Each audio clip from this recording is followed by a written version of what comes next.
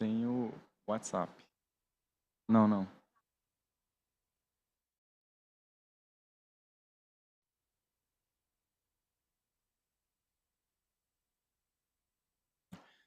Bem, bom dia a todos. Vamos Good começar morning, então everyone. o painel We're do going nosso to start COP. the first panel of the ninth day of the COP. I'm here with Francisco Berluer. I'm not sure I got his name right. Francisco Verlot, representing Petrobras. Rodrigo, who is not Rodrigo Pacheco, but Rodrigo Pedroso, representing Absolar.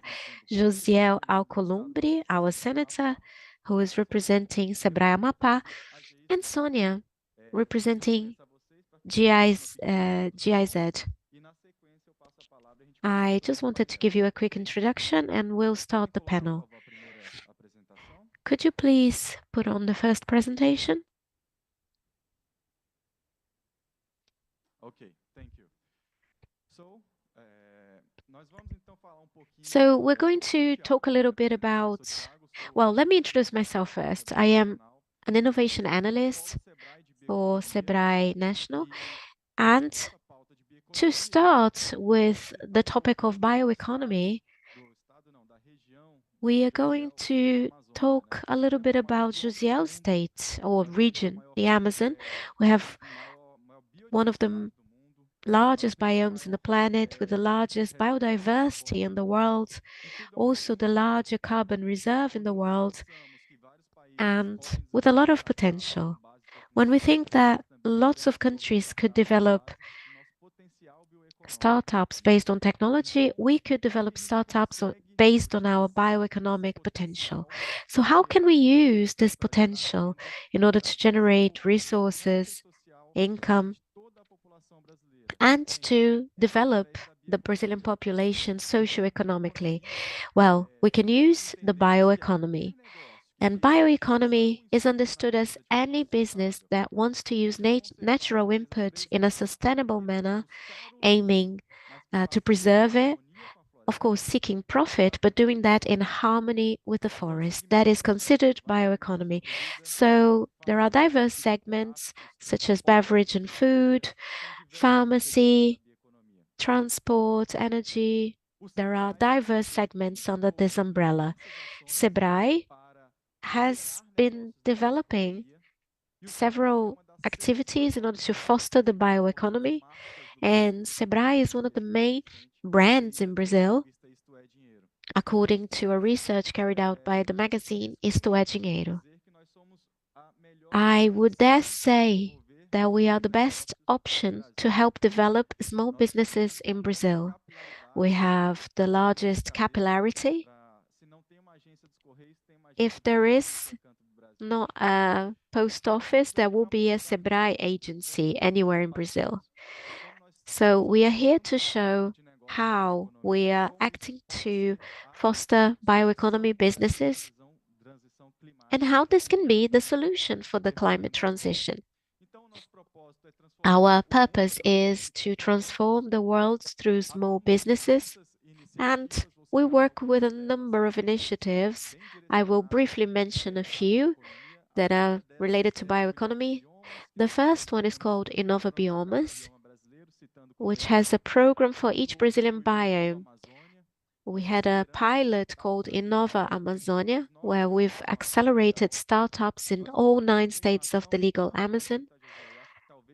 We are also carrying out an activity, and Josiel, I believe the next one will be in your state, which is under the Amazonia Santi. Whenever we need to negotiate with investors to invest in startups, we have to go to the center south of Brazil. So once a year, we bring investors to the Amazon region and we do a summit so that the startups can sell in loco whatever they've developed in terms of new technology and products. Other programs also seek to include digital businesses into the scene, such as Catalisa CT, which encompasses researches and tries and transform science into viable products. And now focusing on the energy transition, we have several activities to help in that sense. One of them is Sebrae Energia. I believe that some of you have a partnership with that. And to talk a little bit about energy, I will ask to show a video and then we'll start with the panelists' interventions.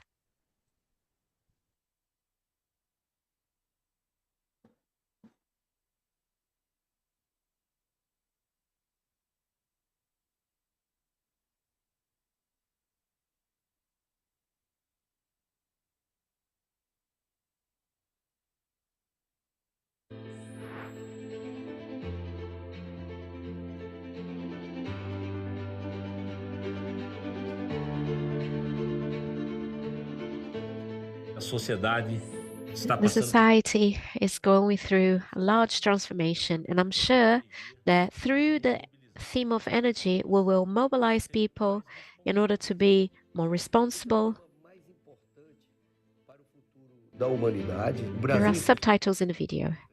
Pode assumir uma liderança mundial no que se refere à transição energética. Nosso grande desafio é adaptar a linguagem para a realidade de cada pequeno negócio, no seu setor, no seu segmento, entendendo que de maneiras diferentes a energia gera valor. Nós precisamos levar a transformação para a base da pirâmide econômica. Mais de 90% dos negócios no país são micro e pequenas empresas. O Sebrae hoje está presente nas 27 unidades federativas do Brasil, levando a pauta da sustentabilidade para os pequenos negócios. Esse é um desafio disruptivo, mas que a agência está integralmente comprometida a realizar uma importante transformação rumo ao futuro. A sustentabilidade tem que estar presente em todos os negócios do país. Não haverá diálogo com o país se ele não for ecologicamente correto, ambientalmente sustentável. Entendemos a transição energética e eficiência energética como oportunidade de negócios e oportunidade de melhorarmos o nosso meio ambiente. O papel do Sebrae é cada vez mais estruturar um portfólio de soluções para que a gente possa também qualificar as nossas empresas para uma atuação mais responsável, mais sustentável. E as energias renováveis e a transição energética trazem uma série de oportunidades, para fortalecimento do papel das micro e pequenas, fortalecimento do empreendedorismo, a geração de renda. A gente entende que cumprir o nosso papel é cumprir a condição de adaptar a linguagem às realidades locais. O Sebrae ele tem um papel fundamental em abrir esse debate sobre transição energética, porque nós estamos pensando o futuro da pequena e média empresa no Brasil. Tenho a absoluta certeza que a soma de esforços num tema tão relevante trará ótimos resultados para as empresas, para a sociedade e para o nosso mundo.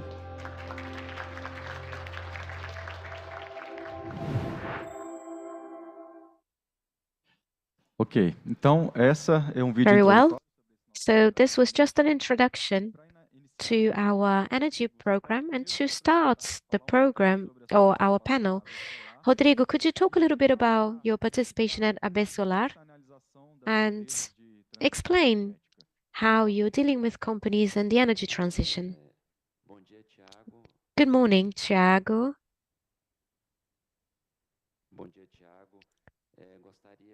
I would like to thank you for the invitation, first of all. It's a pleasure and an honor to be at an event with you all, sharing this stage with partners such as Sebrae, which is a long-standing partner, or AB Solar, GIZ, which has developed studies with AB Solar before, and to be amongst friends that are willing to look at the energy transition in Brazil. So it's a pleasure and an honor. Let me introduce myself. I'm a civil engineer. I am CEO and founder of an energy company in Brazil called Grupo Pacto Energia, a vertical company that works in generation, transmission, and trade of energy. And I am member of the board of AB Solar, who I'm representing here today. So a little bit about AB Solar. We represent and promote the photovoltaic solar sector in Brazil. We are present in the 26 states and the Federal District of Brazil. We monitor the development of the photovoltaic solar sector in Brazil, and we are a point of meeting for the photovoltaic companies, the government, and other renewable companies. Just to give you an outlook of how Brazil is in the photovoltaic solar sector, Brazil was the fourth to install solar energy last year in the world, with 4 gigawatts of capacity installed, an average of 10 gigabytes a year. This number is important, and Brazil has the largest hydro in terms of energy production, which is Itaipu. Itaipu has 14 gigawatts of installed capacity, and it took 16 years for it to be built. The photovoltaic sector delivers one Itaipu every 14 months to Brazil. So the photovoltaic sector is powerful and has been growing exponentially. So Brazil, with this exponential growth, is among the top 10.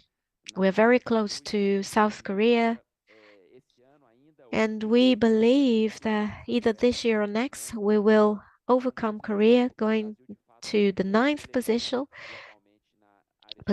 putting Brazil as a relevant player in the solar arena. This is our energy mix. We have about 220 gigawatts of installed capacity, and 85% of this comes from renewable sources. Despite the fact that it's 85% renewable, last year, 2022, Brazil used 92% of all its energy from renewable sources, because obviously we have the hydro and they have large reserves of water. And because we had a good year in terms of climate, energy was stored in these reserves, and 92% of the energy used in the country last year came from renewables. This is very important. Let me give you an idea. Several countries, and we see this in climate conventions like this one, but in other climate change events we participate, or energy transition, Brazil is what a lot of developed countries want to be by 2050. This is very important because we are a global powerhouse when it comes to climate change and energy transition. 50% of our energy mix comes from hydropower. Photovoltaic energy comes second, with more than 15% participation. A few years ago, we had 0.01% in terms of solar energy, but we grew exponentially due to the technology that also evolved exponentially and favored the use of this application in distributed plants and centralized plants, which are feeding the national grid. Just a little bit about what the photovoltaic sector has added to the Brazilian economy since 2012. The ANEEL resolution that has been converted into legislation over the distributed energy is there since 2012. AB Solar has existed since 2012 as well. We had 9 associated companies back then, and now we are more than 1,000 associated companies. So the sector brought to Brazil and the government more than on 169 billion reais in the last 10 years in photovoltaic plants. It's funny because we did this presentation at the beginning of last week, but yesterday, on Friday, we've celebrated the fact that Brazil has achieved 36 gigawatts of installed capacity. The sector is very dynamic and grows day after day. A week ago, we had 35 gigawatts, and then yesterday we celebrated 36 gigawatts of installed capacity. And this is a place that Brazil is different from other countries. In other countries, distributed generation contributes less. And in Brazil, it's the inverted scenario. Out of 36 gigawatts, we have 25 in distributed generation, and the rest is centralized generation. So we are democratizing the access to technology, which is very important because we are not just an energy powerhouse, but we are democratizing access to solar energy. During this time, more than 1 million new jobs were created, quality jobs where we qualify people, and that's where Sebrae comes in, Senai comes in, working on the qualification of this labor. People, once they are trained, they have many opportunities to work. In the past 10 years, we avoided more than 42 tons of CO2 of being produced, and we've collected more than 40 billion in taxes to all levels of government. At AB Solar, we've been working with a vision to store energy, and to that end, we have several actions along with governments and companies.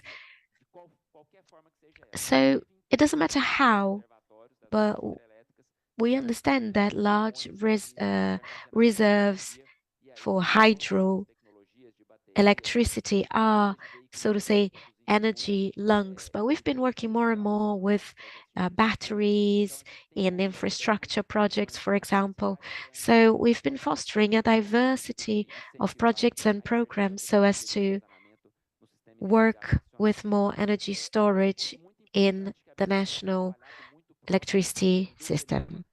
We've been working closely with green hydrogen, which will potentialize solar energy, and electrolyzers for the production of green hydrogen come from photovoltaic panels. These data here don't come from AB Solar, but from Bloomberg, which is a well-respected company, and they show in their last reports that Brazil has the capacity to produce the cheapest green hydrogen of the world. This is important because we'll foster an energy production chain leading us to a pioneer position for the energy transition sector. And the green hydrogen is important for the production of green ammonia or green steel, or in industrial settings where we can convert gas into hydrogen. So Brazil, again, has the potential to be a protagonist in the production of green hydrogen, and AB Solar has been focusing on this. We have a vice presidency that is focused on green hydrogen. And of course, we have been supporting companies that are in Brazil or who wish to base themselves in Brazil, given the opportunity. As I said,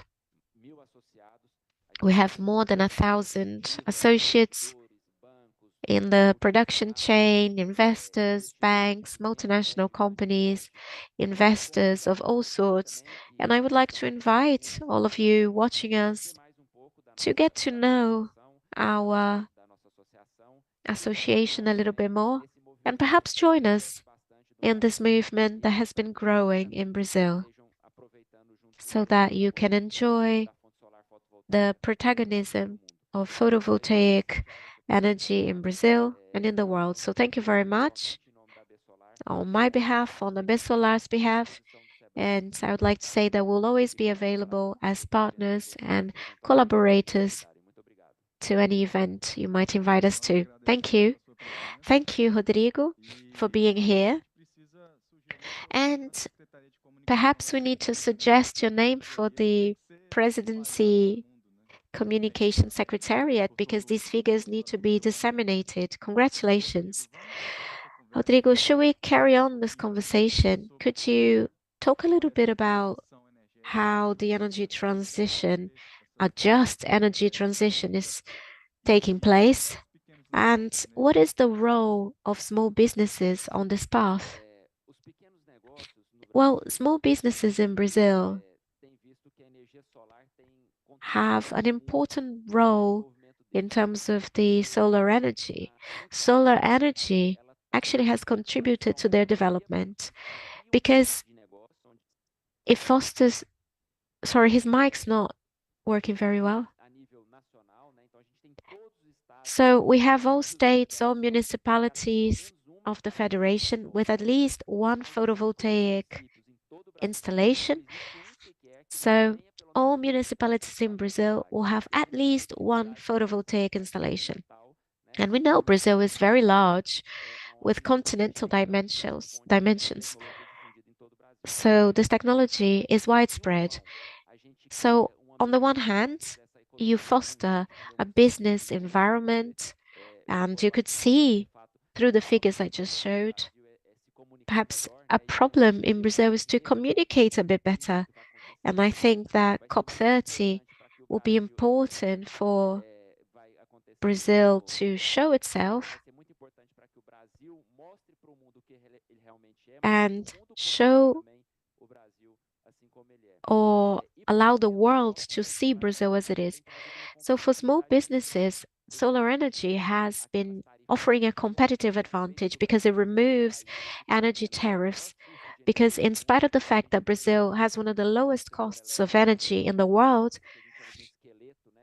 unfortunately, the electric system skeleton, so to say, leads us to have one of the most expensive bills in the world. So the photovoltaic energy brings a lot of economies, a lot of savings, and enterprises can both produce and consume their own energy. Thank you. Francisco, I'd like to offer you the floor.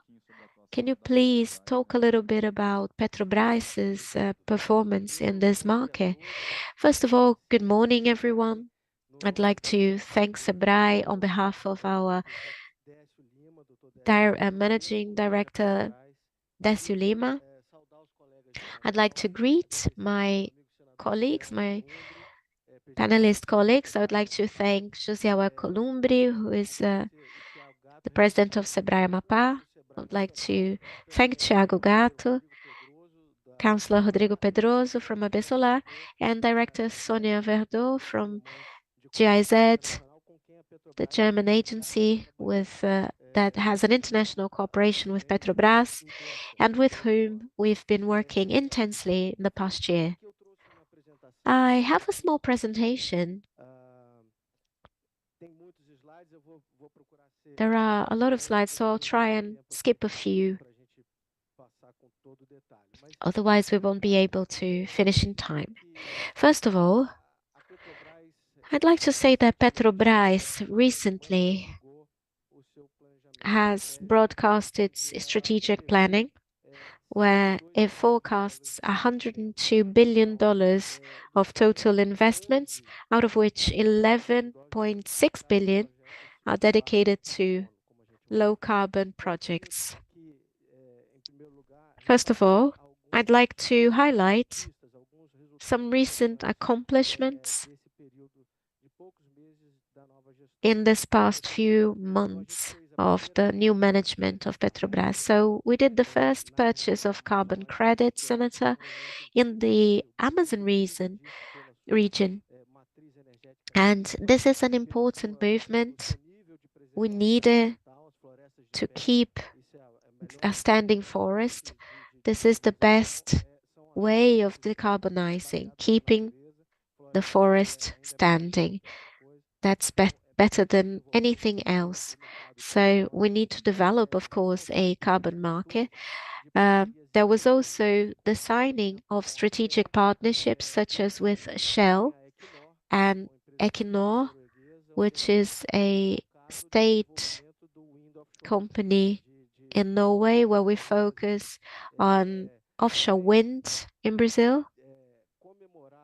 I'd like to celebrate the licensing of the equatorial margin exploitation project, or in the basin of the Potiguar basin, and we aim at developing 16 rigs there. Of course, we are respecting the licensing, being careful with that, but we have that forecast, and that will be possible for the good of Brazil and the development of these areas. Another technological highlight is that recently in the Rio Grandense plant, we have run a fluid catalytic unit with 100% renewable feedstock, which is a feat with technology that is patented by CEMP, our Center for Technology and Development, one of the largest in Latin America, not just for the oil sector, but for other industries as well. We have about 1,000 researchers there, out of which 300 are either postdoctors or PhDs. We are champions in terms of patent registrations, and this is a technology that was developed by CEMP and puts a new technology focused on energy transition out there. I just wanted to show a little bit of our vision about what's going to happen to the oil industry by 2050. We know that there is going to be a reduction in the use of fossil fuels in the transport segment, but this won't be linear. It will depend on each segment inside the transport sector. The first one that will have a reduction is the light vehicles, due to the restrictions that are being imposed by the large majority of countries that have been adopting policies and reduction goals against the sale of fossil fuel combustion engines. But some sectors are hard to abate, such as road transport, aviation, and maritime sectors that will have a reduction but less accentuated. And lastly, we'll have the petrochemical sector, where we don't see a reduction in demand, but an increase in fossil fuel, and this will carry on for decades. The synthesis of this slide to understand Petrobras' positioning in energy transition is that we see in a very realistic way, and we use several models in the market in order to get to this conclusion, but we will continue to demand fossil fuels for the next few decades. There will be a reduction, smaller participation of fossil fuels in the energy mix, which is important, but by 2050, we see fossil fuels with an important participation or even a large participation in relation to renewables. But yes, there will be a significant increase in renewables, and in this strategic planning, Petrobras is committed to accelerating this transition and investing more in renewables. As you'll be able to see, this chart shows our vision of peak production and the reduction by 2030, and then showing the need to replace our reserves. We'll have to replace in order to be able to respond to the demand for oil and gas, or now renewables. And this will be followed by intense investments in the energy transition and low carbon projects. Here you can see a picture of 2050 and how we see the world energy mix. So you can see that there is a reduction. We had fossils with 79% of the share to 53% by 2050, according to our vision. And of course, we work with alternative scenarios, but this is the one we believe will happen realistically. So, along with the investments in exploration, what else are we investing in? Brazil, luckily, is rich in a lot of renewable sun, wind, water. So we have a privileged position, which is better than most in the world to produce renewables. About 80 or almost 90% of our electricity comes from renewable sources, which is something that the world aims at reaching with difficulty by 2050, but we are already there. Our transport matrix has 45% renewables due to the policies that stimulated the use of ethanol, while the world has only 4%. So we have 6 times more. And I believe that this needs to be made very clear so that we have an awareness of where we are and we are able to calibrate the sacrifice that we need to do now to fight climate change. We have a mix that is compatible with the Paris Agreement and a matrix that is compatible with the reduction of emissions that the world needs in order to reach warming that is not above 1.5 degrees. So in the strategic planning for wind offshore and offshore wind, onshore wind, green hydrogen, carbon capture, biorefining, and solar energy, we're going to focus on that, developing new technologies and tapping into our capacities and competitive advantages. In this graph, we see the 102 billion I mentioned before. And here you see some targets. I'm just going to briefly mention the environmental ones, just to make it clear how committed Petrobras is to reducing emissions and decarbonizing. So we have today a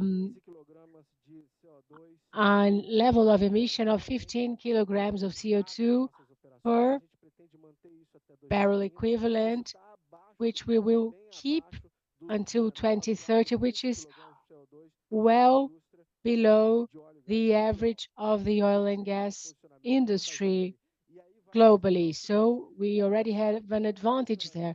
And the pre-salt still has a potential for even better figures in terms of emissions. So there, each barrel produced by the with the material coming from the pre-salt reserves, and we hope we're going to have the same. We will have the same quality of petrol, but each barrel of this type of oil is almost half. I'm sorry, it generates almost half the emission of other types of oil of the global average. So if the world is going to be needing oil in the next decade, it's someone who has to supply it. It's natural and legitimate that Brazil be reliable, environmentally sustainable, supplier because it has a smaller carbon footprint and we already have a cleaner energy matrix than the rest of the world. And these resources are needed to develop our region and to fund low carbon investments that will allow us to get to a fair energy transition, which is where we want to be in 2050. This graph shows the direction we're taking in terms of new exploration frontiers. So you see the Equator margin, even in the southeast, we have investments, and some of our scope 1 and scope 2 targets, we aim at being net zero by 2050. We want to keep the level of our emissions at the current level until 2030. And an important aspect is that net zero methane emissions, or close to zero by 2030. It's currently 0.25. We want to reach 2030 at 0.2. And remember that since the Paris Agreement, we've been reducing this significantly. This is something we have been doing, and we're going to either keep or intensify that. And for scope 3, we have the development of new projects, new forms of energy, renewable sources, as we said before. These were the targets, and this shows an important point, which is the fact that we wouldn't reach any of that without the participation of SMEs in the supply chain. That's where this very important partnership that Petrobras has with SEBRAE, the Brazilian Support Center for Small Enterprises, comes in. We are about to sign a cooperation agreement that is already working in practice by means of events organized by Petrobras in partnership with SEBRAE, geared towards the supply chain. Because it is our understanding that energy transition and also the need for new investment in exploration will open new opportunities and will demand the whole production chain for oil and gas and renewables to get ready for these new investments and to withstand this growth that will come about with the application of the strategic planning, which includes clear guidelines, and we need to map out regional capacities of the production and supply chains for micro and small enterprises. And in order to show these chains the opportunities that we are creating, the partnership with SEBRAE is essential. So this slide shows our CAPEX in low carbon projects. I mentioned 3.9 billion in decarbonizing our operations, 5.5 billion in new energies, and 0.3 billion in green hydrogen. We will tend to increase that. It's in its initial stages. 1.5 billion for biorefining, and also investment in research and development. This slide shows the supply chain, and in our planning, it is clear that we need to make sure that all the links in the supply chain are engaged.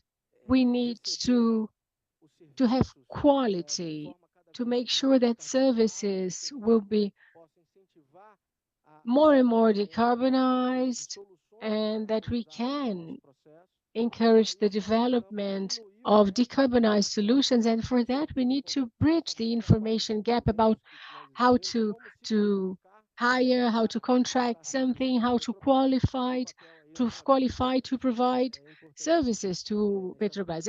And again, partnership with Sebrae is critical. Here you see some targets in our hiring process around this item. So it includes integrity. We want 100% of our relevant suppliers trained in integrity by 2030, 100% of our relevant suppliers subjected to human rights due diligence. We want suppliers that respect human rights, and we saw that during the scope how the agenda of a just energy transition cannot exclude the human rights agenda, and the whole chain has to be on the same page about that. And 70% of our relevant suppliers should, according to our goals, be able to report reduction of emissions in their production processes. Here you see a bit of the relevance of small suppliers in Petrobras' supply chain. So you have 8,700 registered suppliers as small companies, or as we call them in Brazil, micro and small enterprises. 1.59 billion of spending by Petrobras on that, which gives you an idea of the magnitude of Petrobras and its contribution and the needs Petrobras has and the opportunities that it offers, and 1,400 contracts or orders. The main categories are equipment, electric equipment, vessels, valves, maintenance, services, general services, automation, engineering services. And finally, here our programs for suppliers. So you have the ESG journey for suppliers, where we offer training for each of the letters of the acronym. We have our annual award for best suppliers, which recognizes the efforts of suppliers that do very well in ESG. And also we have with the banking sector, financing sector, programs to improve access to credit and the risk perception on the part of investors, of the suppliers, including Petrobras risk in the credit analysis of banks. So this program allows suppliers that have an agreement with Petrobras, allows it to set a price to that, and in receivables based on invoices from issued by Petrobras, and to make sure there is working capital, which is something very needed in Brazil. And this is something of what we have already done, and we expect to do much more with Sebrae. So we started this partnership with events that happened in the cities of Natal, Recife, Salvador. The most recent one was held in Manaus. We can't wait to have one in Amapá, which will happen soon. And this is important for us to really have a fair energy transition involving local supply chains by mapping out potentialities and capacities of each state. So what I can say is that there will be great opportunities, be it in production or exploration, to replenish our reserves, or in new low-carbon projects for successful and just energy transition. Thank you very much. Thank you, Francisco. So we heard about the two main production chains. So now, Sonia, the floor is yours. I'd like you to please talk about the role of small enterprises in this market. Obrigada. Do you hear me? Yes. Bom dia a todas e todos. Eu não falo português. Good morning, everyone. I don't speak Portuguese very well yet, so I will be speaking English, okay? Thank you very much for the invitation, and it's an honor to be here with all of you at the panel. I'm very excited. And I'm Sonia, working for GIZ based in Brasilia, heading a climate advisory policy program. But first of all, I want to, do you have the presentation?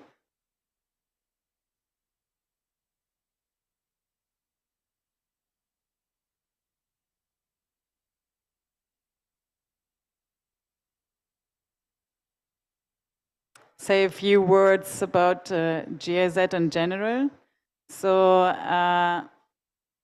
we are supporting the German government and partners worldwide in achieving its objectives in international cooperation. I cannot push forward. And in its for sustainable development. We have about more than 25,000 staff around the world, of which 70% is national staff people in the respective countries. And out of these, it's 55% or more than that, women. And we are in 120 countries. And last year, we managed over 4 billion grants. So in Brazil, specifically, we are working on the climate policy agendas, but we are also working for the conservation of tropical forest and biodiversity. We are working in renewable energy, energy sufficiency, and sustainable urban development. And we have a new focal area, which is sustainable economic development and training and employment.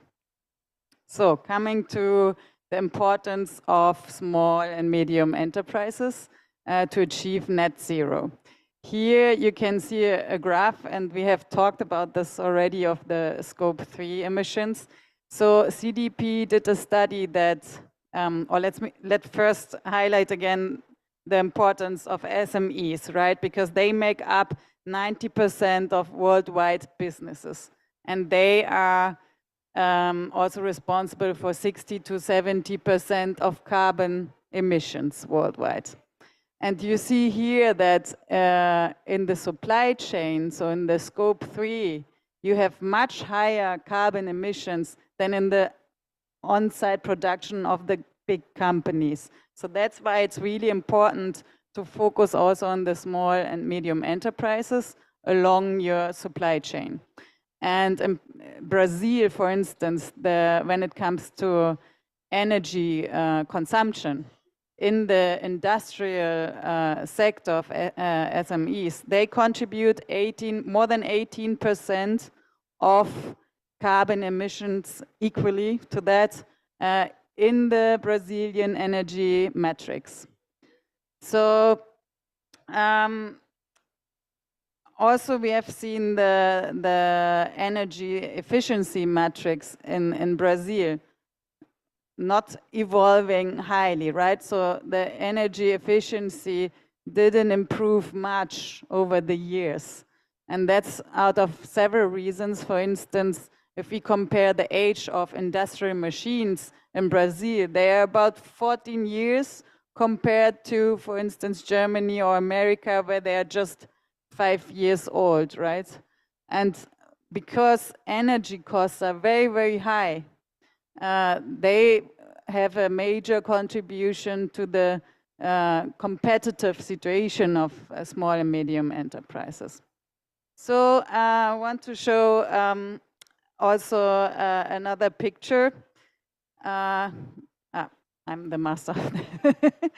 And just say another few words on the challenges of these small and medium enterprises. So they lack information on best practices and techniques, but also technical capacity to develop bankable investment projects for energy efficiency measures and access to finance because of high collaborate requirements from the banks. So one of our projects, it's called Potenzialisi, and funded by the Mitigation Action Facility, implemented with all the present partners here in the room. They focus on, or they want to achieve and do energy audits in more than 1,000 SMEs. And help them to develop bankable investment projects to actually leverage the investment of 420 million reais in order to improve their machineries and processes along the energy management metrics, which will then also contribute to energy savings and mitigates carbon emissions, right? And those small and medium enterprises which have already implemented these energy efficiency measures, they have already saved up to 34% of their energy bills. So, and also I think it was more than 500 tons of carbon dioxide they could save through these measures, right? And so they do this through awareness campaigns, and they have also, what I like very much, they have installed a trust fund to actually help these small and medium enterprises to access finance for their projects. So I think that has leveraged now quite a lot the investment. And they are going to continue on national level next year with all the partners here, ABESCO, EPE, Desenvolve Sao Paulo, BNDES, Procel, SABRAE, and SENAI, CNI, and the Ministry of Energy and the Ministry of Industry together. So it's a very nice project. I have been in one of these small and medium enterprises, and they were very excited, just because sometimes it's just simple measures, but it can change so much, right? And I think it's a very successful project. Thank you very much for all the contributions and the supports, and we are very happy to work with you together also in future projects and to continue this fabulous project. Thank you very much. Ok, Sônia, thank you for your time. Então, falamos do mercado, falamos dos pequenos negócios. So we talked about the market and small enterprises. So let's talk a bit about the impact of all that to Amapá, the center of the world. Well, good morning. Good morning, Thiago. Good morning, Francisco. It's representing Petrobras. Good morning, Sônia. Representing GIZ. Good morning, Rodrigo. First of all, I'd like to thank our president, Décio Lima, who asked our organization to be here talking about the responsibility of SMEs in the decarbonization process. But before that, I'd like to show you a video Queria que fosse apresentado para quem está nos vendo agora. about the state where I come from, Amapá.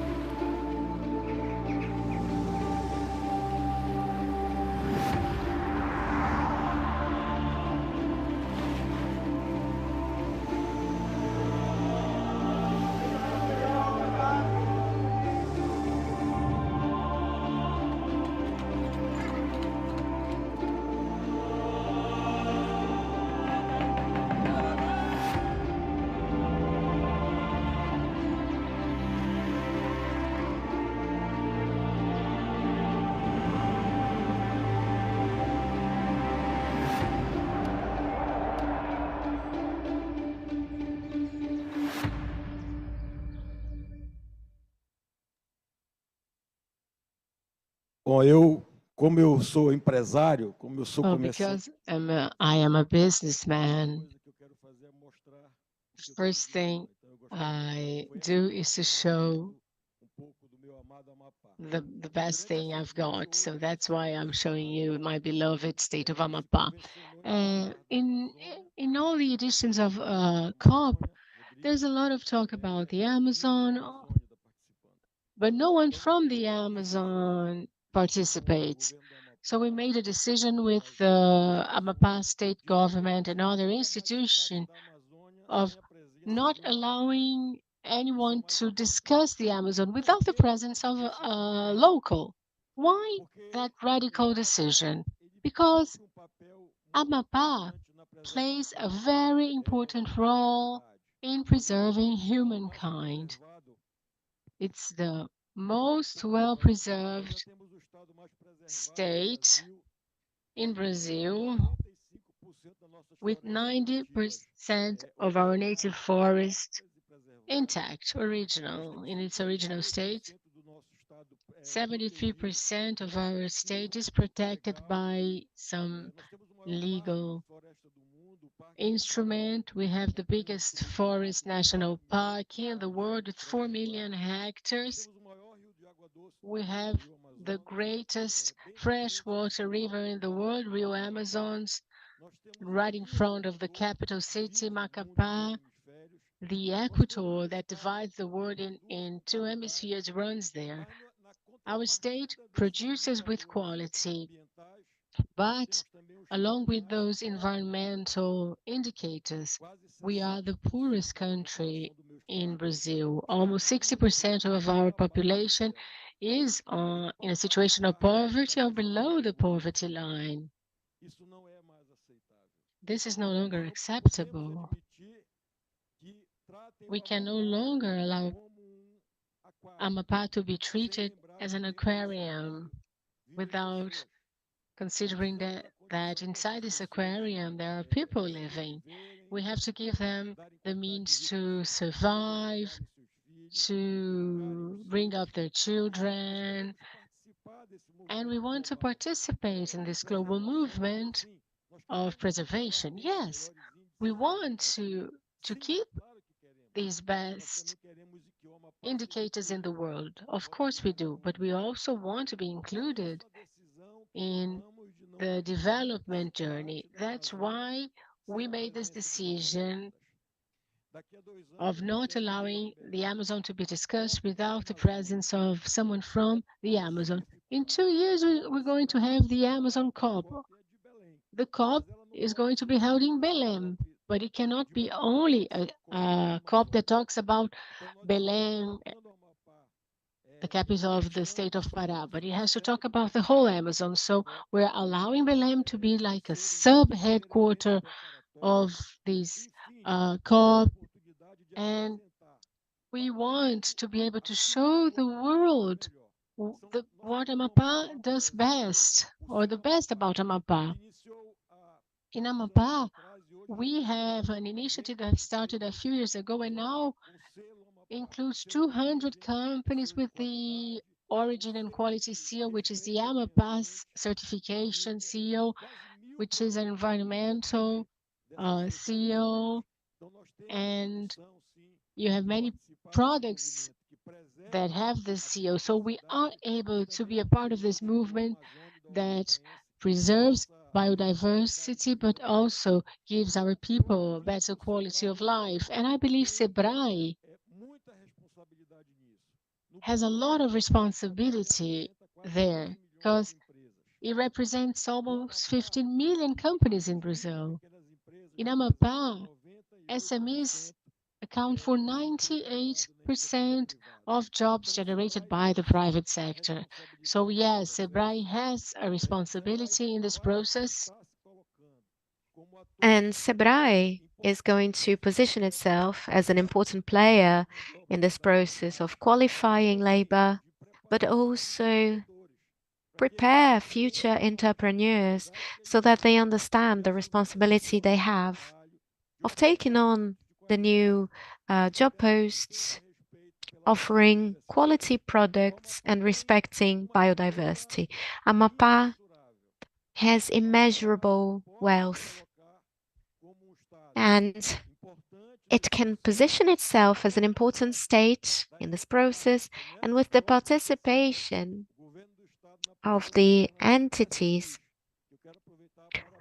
And I'd like to congratulate the governor of the state, because he put together a significant commission that gathers the executive power, the legislative branch, and the judiciary branch here. They followed us to this mission in Dubai, and the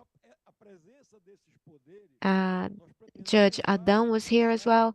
So with the presence of all three branches, we aim at offering a very clear message to the world that Amapá has legal guarantees and is ready for investment. And SEBRAE is one of the main players, along with the state government and other bodies of SEBRAE's system, to show that we are ready to occupy this space.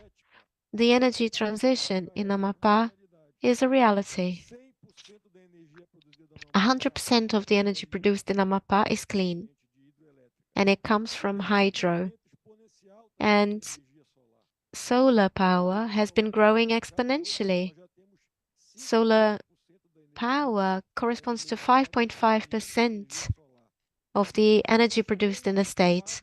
We have one of the 3 Brazilian factories of photovoltaic panels in Amapá. We have a green industrial park that fosters the growth of companies that produce with nature-based solutions. So we have the framework to receive those who want to invest in Brazil and those who believe that development with responsibility is possible. So our participation here is finished, and I would like to thank my panelist colleagues for the opportunity. If you still don't know Amapá, please do come. Us from SEBRAE would like to be present in these visits so that investors, company owners, and visitors can see a real possibility of investment in Amapá with guaranteed returns, because we do have the necessary conditions for investments to grow.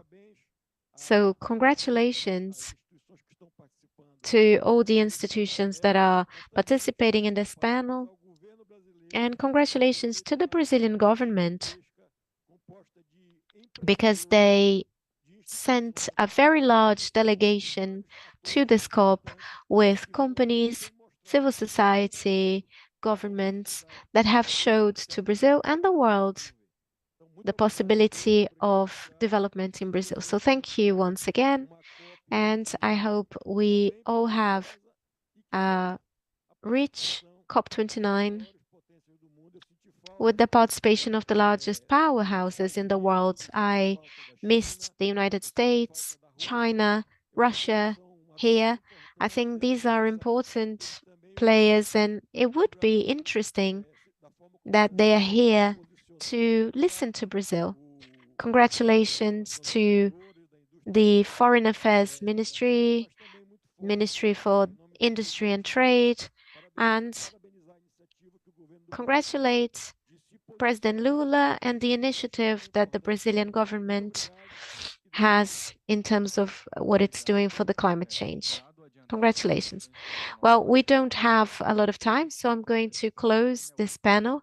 I think everything was set forth, how to do it, why to do it, and an example of energy transition in Amapá. Thank you, Francisco. Thank you, Rodrigo, Josiel, Sonia. And I would like to invite everyone to come to a state that has already carried out the energy transition. Yes, from Amapá to the world. Thank you.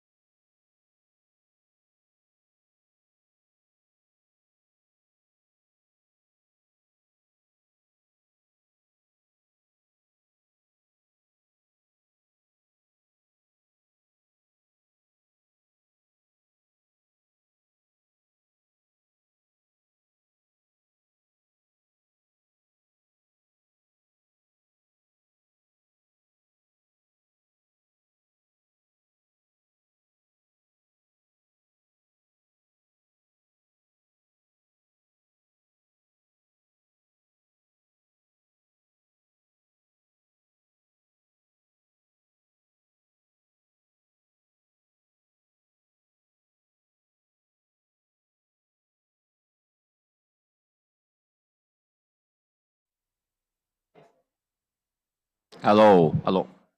Well, let me to ask permission to speak in Portuguese. This is not well, this is a recognition that Brazil is really a part of this project.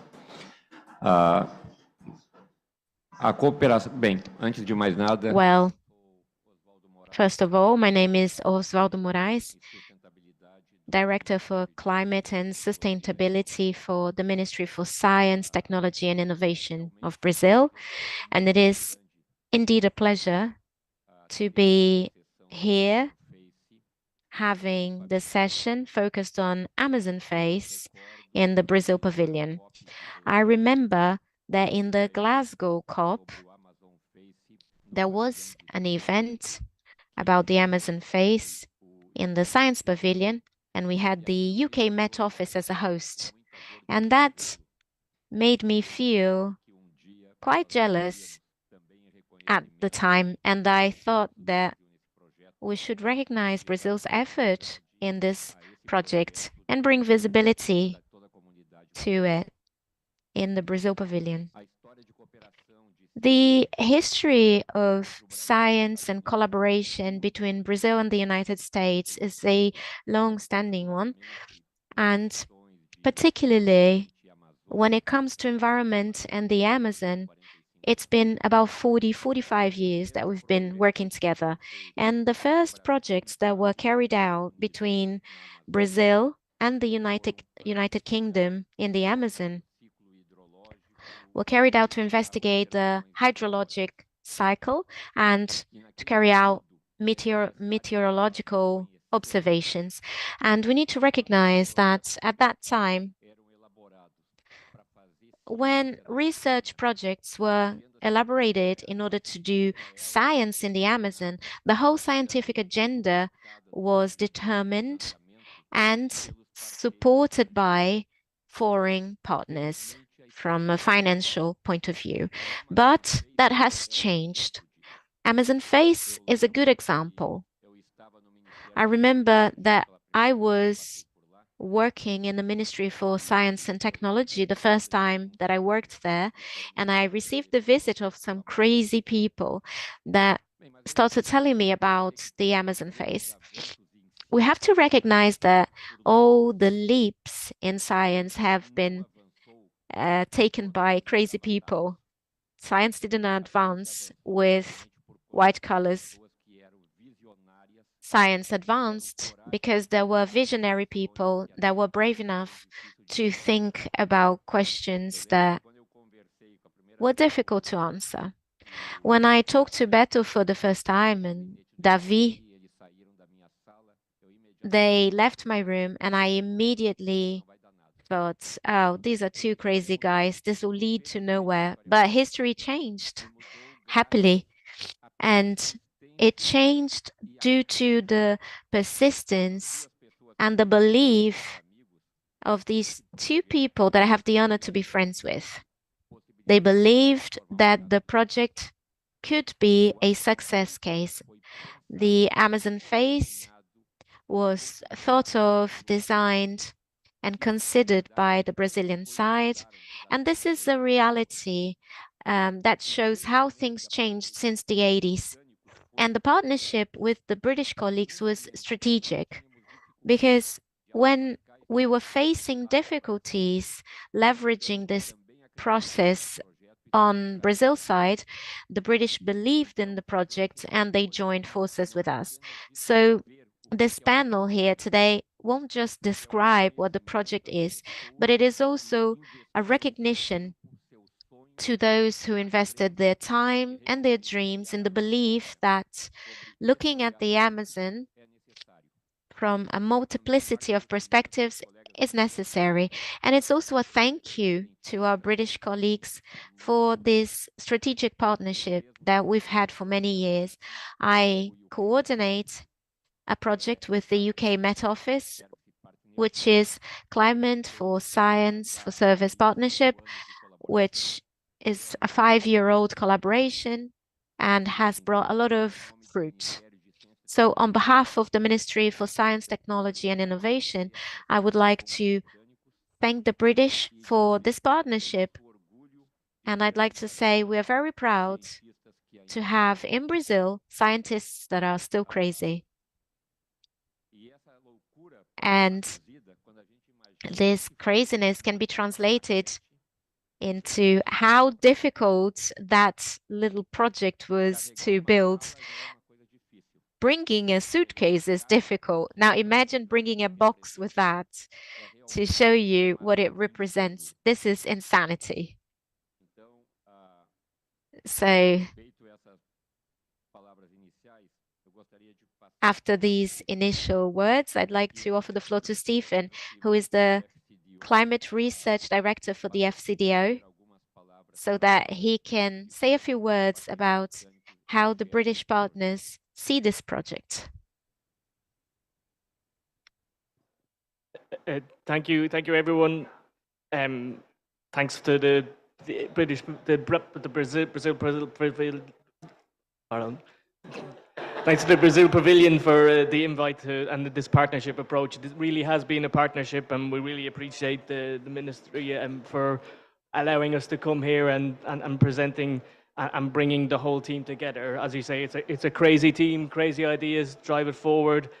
And that partnership and that craziness is really important to us, because this is a groundbreaking experiment that we are committed to delivering and showcasing what is really possible when you take science, when you put a time machine in the middle of the Amazonian rainforest to understand what the potential is in relation to future climate change.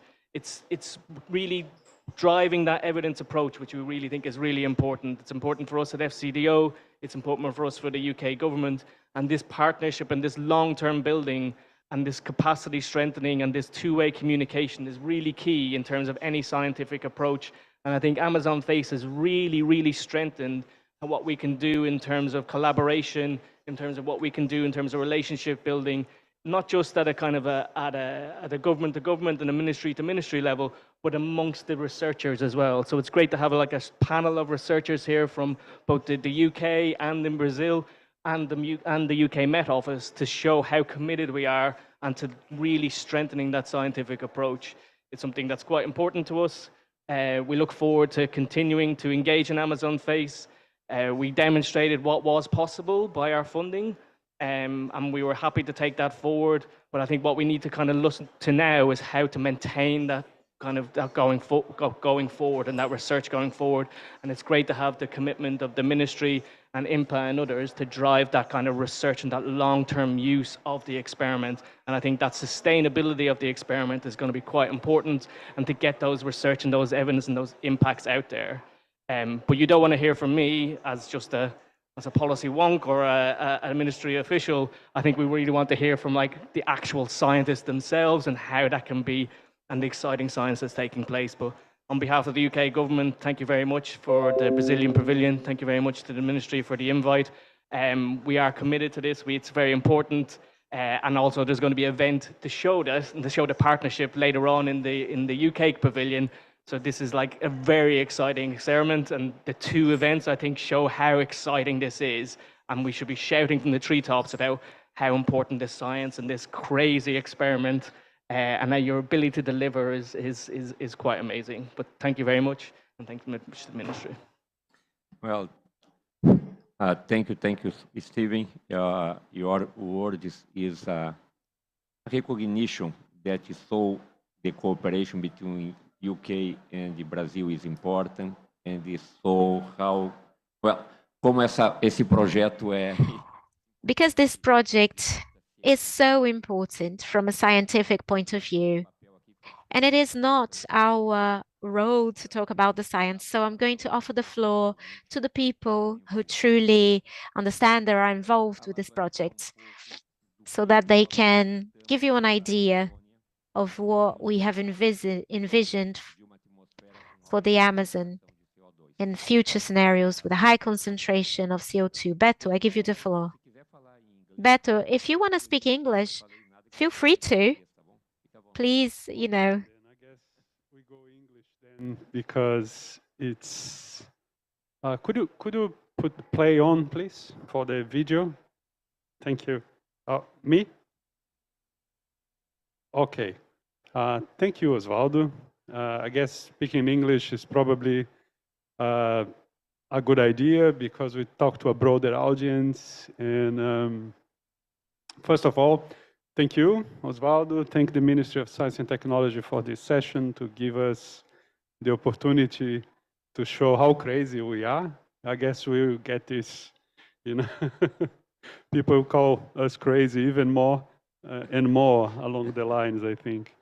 So thank you, Stephen, for your kind words and for the support as well, for the UK support. Came very importantly at very right time for us and made it all possible and was very, very important.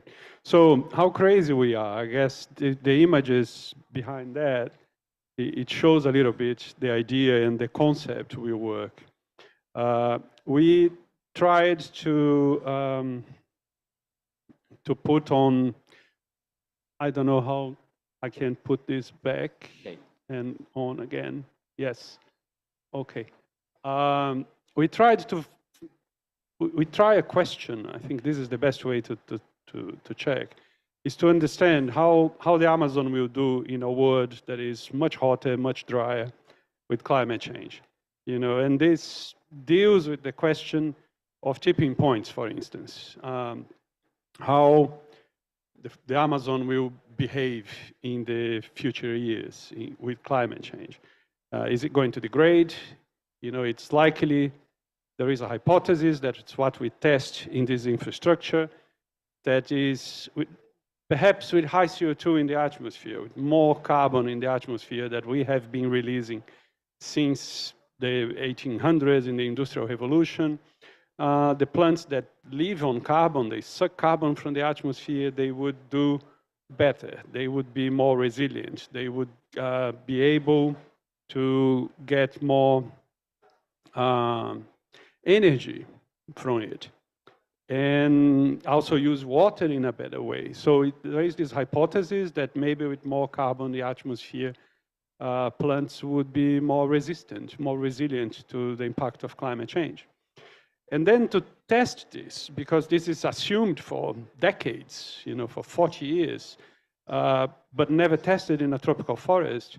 To test this, we had to build those systems, which is represented there in the model and also in the screen over there. This is already in the field in Manaus. We tested this system, which is a set of towers that blow the CO2 on the rainforest at a concentration 50% higher than the atmosphere today. And this is to really get to test this hypothesis of what is the extra carbon do. You know, we are assuming it will do a lot, that we could turn the forest more resilient, it turn the forest more stable, at least for a few more decades, or is it going to a trajectory of degradation and carbon losses and changes in the water cycle, you know, which Angie will talk in a bit. So that's in the center of the whole discussion of how climate change will affect our world. You know, the Amazon is really important, stores a huge amount of carbon, not only storing, but also processing lots of water, energy, carbon, which affects the climate of the entire planet. You know, so I think this is indeed a crazy thing. You know, it's expensive, crazy idea, but it's probably the most important scientific experiment dealing with climate questions nowadays. You know, and it will be really important and strategically to understand what is the trajectory that the Amazon will go, and then we can be prepared to it. You know, we can better know the future. So it's a very important laboratory. It's an open-air lab, and will help us in science very much. You know, it will help inform a lot of what IPCC is doing, what Brazil needs to know as to prepare for the future as well. You know, so I guess I will stop here and pass the ball over to Andy. Otherwise, you know, as a crazy guy, I could be speaking for hours here about that. Thank you. Oh, I didn't say my name, right? Okay. My name is Beto Quezada from the National Institute of Amazonian Research, Brazil. I Thanks. apologize. The fault was mine. Yeah.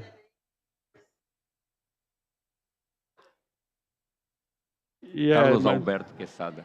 By all means, everybody knows me by Beto Quezada. Only my mother used to know me as Carlos Alberto, and it meant bad things when she said like this. Sorry. He is a researcher from the National Institute for Amazon. Well, now I will pass the floor to Andy. Andy is a very old friend from the CSSP Brazil, and he is a researcher in the UK Met Office, and he is a member of the scientific committee from the Amazon Face. Please, Andy, it's a pleasure to have you here. We have a meeting in London, in Brazil, in many places, but this is the first place in Dubai.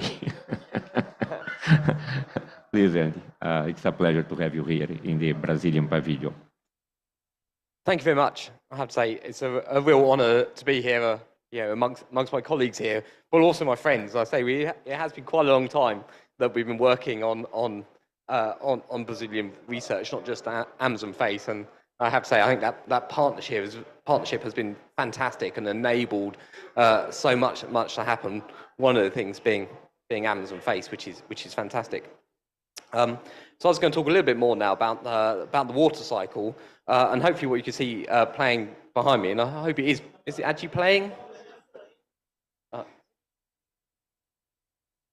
Okay. Okay. Well, hopefully, this was to show was to show the transport of water in the atmosphere.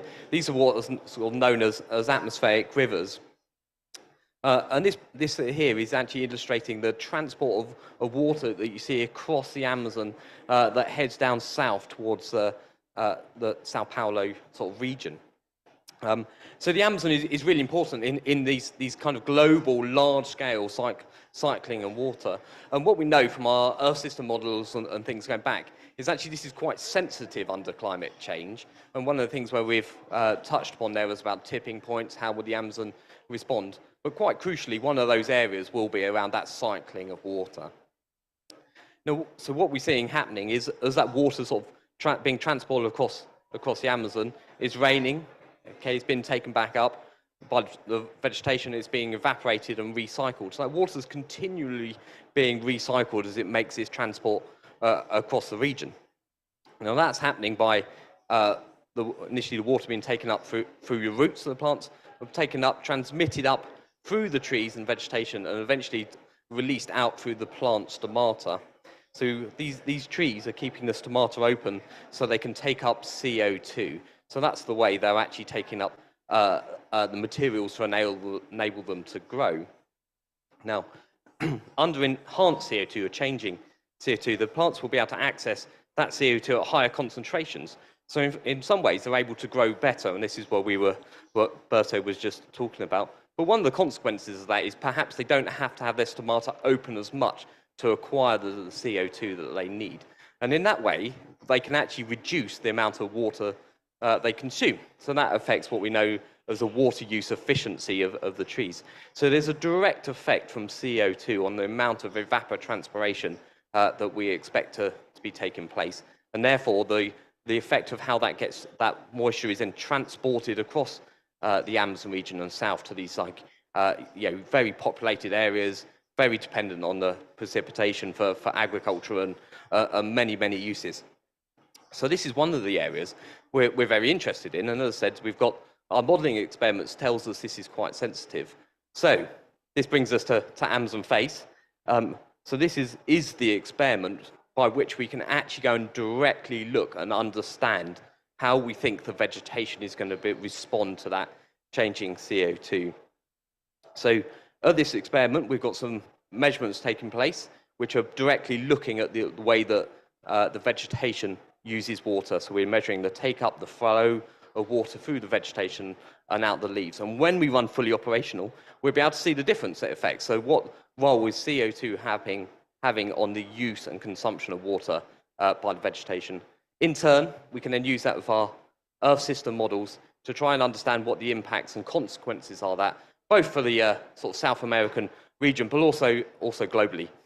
So this is one of the ways that I think the partnership is potentially quite strong, and that's with between what I do at the Met Office as Earth system modeler, and then bring that together with the modeling expertise and the experimental side that's taking place in Brazil. So from that point of view, it's a huge honor and a privilege to be able to partake in this.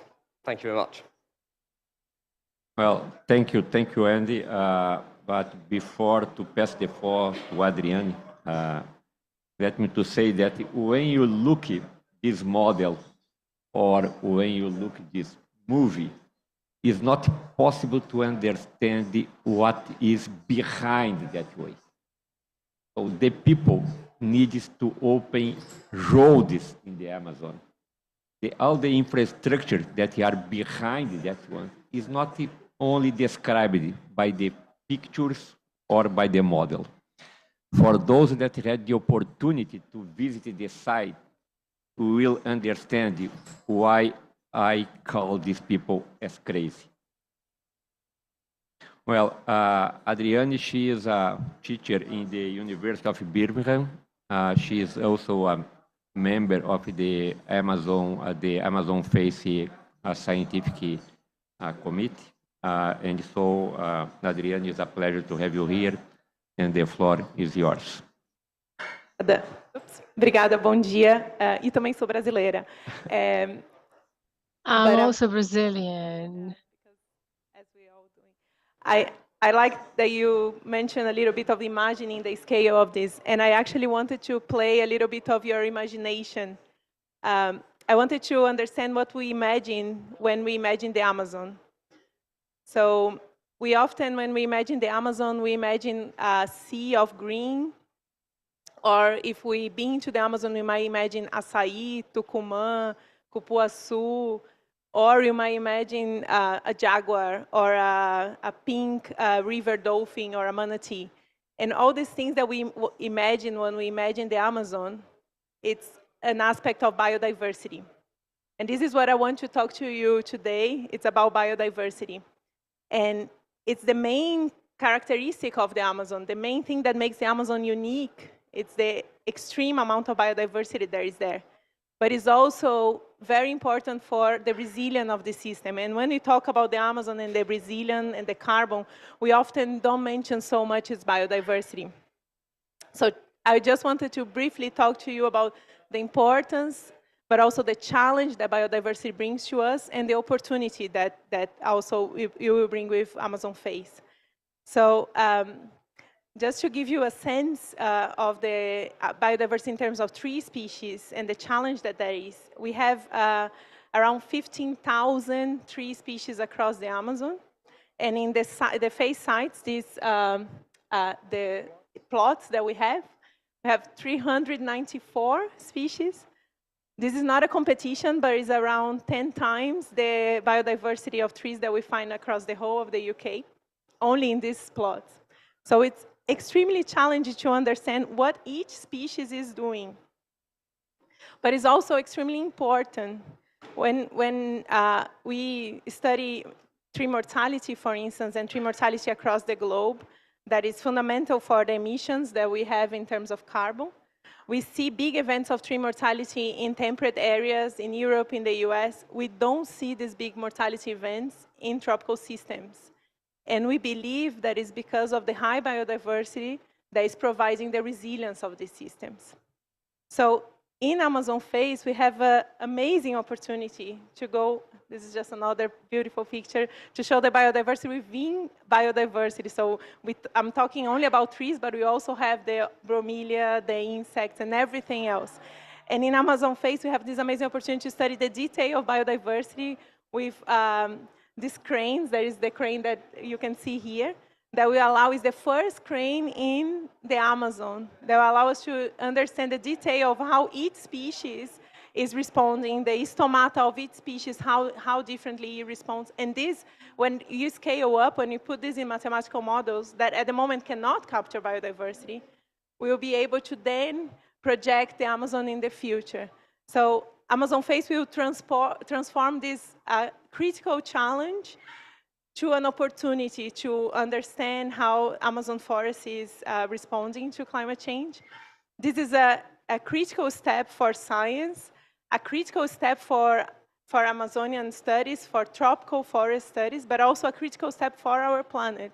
Because when you think about the future of our planet, you're thinking about the future of Amazon forests, but also all the Amazon biodiversity that is there. So I just want to highlight the importance of biodiversity for understanding Amazonian forests. Yeah, there's a video. Thank you, Adrian. Before to pass the floor to David, let me to call the attention for one, from my point of view, one important point. The previous studies in the Amazon was to understanding what is the role of the Amazon as a driver of the climate and the regional and the global climate.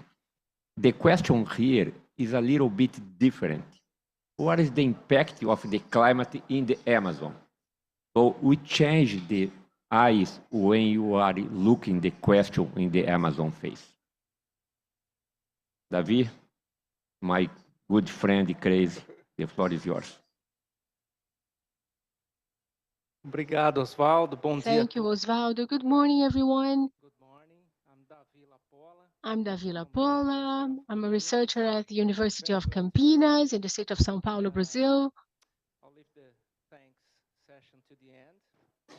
So we shouldn't forget that inside these plots here, the video that Beto was showing, we want to test how the forest can endure climate change, how it will react to CO2. And it's not difficult for us, especially this year in the Amazon. We have a severe drought there. It's not difficult to think that this has a relevance for people. This has a socioeconomic relevance for different socioeconomic sectors. Let me give you an example. And this image here is just illustrating my speech here. From the nearly 400 species that Dri mentioned that occur inside the 6 plots like this we're going to have in the experiment, we have found out in the socioeconomic task of Amazon Face that approximately 60% of all these nearly 400 species, they have already a previously registered use by humans in the literature. So what is going to happen to each of these species that are used by humans? So that's the connection we try to make in this socio-economic, socio-environmental part of Amazon Face, this nexus between ecological processes, how they are affected by elevated CO2, climate change, and how they affect this change in the forest, how it affects the provision of ecosystem services.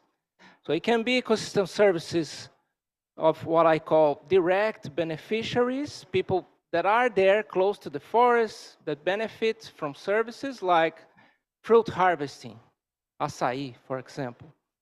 Or it can be services of indirect beneficiaries like global climate regulation by keeping the carbon stored there. And I tell you, so it's also easy to think that this has also a political relevance. Why we are doing this? Why putting so much money in an experiment like that?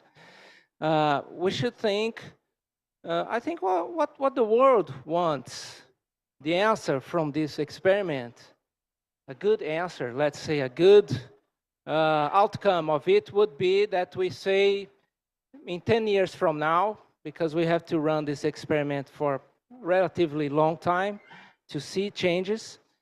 Everybody wants us to say after 10 years that the forest is storing more carbon in stable compartments of the ecosystem, like trunks. But it can be that the lack of nutrients will not allow that scenario for us, and all the carbon entering the system will go out via soil respiration, for example, that changes a lot the perspective, the political perspective of how much we can rely on these forests to save us from climate change. But as Osvaldo also said, we shouldn't forget that these forests, sometimes we tend to look at these forests only as the saviors for us. These forests, the Amazon forest, other tropical forests are gonna save us from climate change. But we shouldn't forget that they are also subject to climate change. They are also victims to climate change. And if we don't find this strong, persistent CO2 fertilization effect inside these plots, the perspective is more pessimist to the Amazon in light of climate change. So I would conclude here, because we wanted to allow sufficient time for interaction with you, but I wanted to conclude that there is also, while we are looking for the resources to guarantee the provision of CO2, the long-term provision of CO2, which is expensive, but sine qua non condition for the experiment. We are also intending to, increase the level of science we do in Brazil, in the Amazon. And this is a 3D artwork of a new research station we want to build there. We are also looking for the funding to materialize this new research station there that could receive courses, students from other parts of the Amazon, other Amazonian countries, and also other continents. With that, I think we conclude here. I want to thank the Brazilian Pavilion, MCTI, for the space provided, for all the support, FCDO as well. We're gonna have the event in the afternoon, as Stephen told us. And I shouldn't forget to thank all the very dedicated people that are there in Manaus, in other parts of Brazil, and have been working hard, managers, technicians, students, have been working very hard to make this a reality. Thank you. Thank you, Davi. And I clearly understood your last message, asking for new funds. It was so clear. And the message was understood. Well, we have now time for questions. The guys are crazy, but they obey the time that you have in advance. And so you have now some time available for, well, you have 30 minutes for question or for any point that you need to call the attention. Well, please.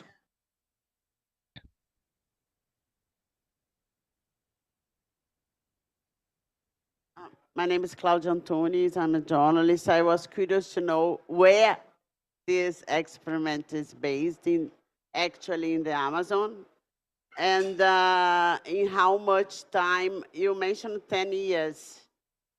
You have some of the answers, and yes, this is it. And if it will measure only the result of the greater concentration of carbon, or if it will measure as well the consequences of the degradation coming from deforestation and other, Well, who is... Okay, I can give some answers and maybe the others can complement. Thank you, Claudia, for your question. The experiment is located in Manaus, about 70 kilometers away from the capital, from the city, in a INPA research station there. So the idea, if I understood everything you want to know, is to understand the impact of elevated CO2 we'll have in the forest. We are not dealing directly with any questions about forest degradation or suppression of any kind. Did I answer everything? Yeah? Okay. Okay, no, that's very, thank you. That's a very nice point. Some of the things we are looking for, in an experiment like that, you have to look at every single thing that could change and that eventually, would cascade down in the ecosystem and, end up in big results, in big changes, right? So we have to look from the highest leaf in the tree to the very fine root in the soil, trying to understand the relationships with microbes, with everything. So it's really a very strong ecosystem level experiment that we have to look at all that.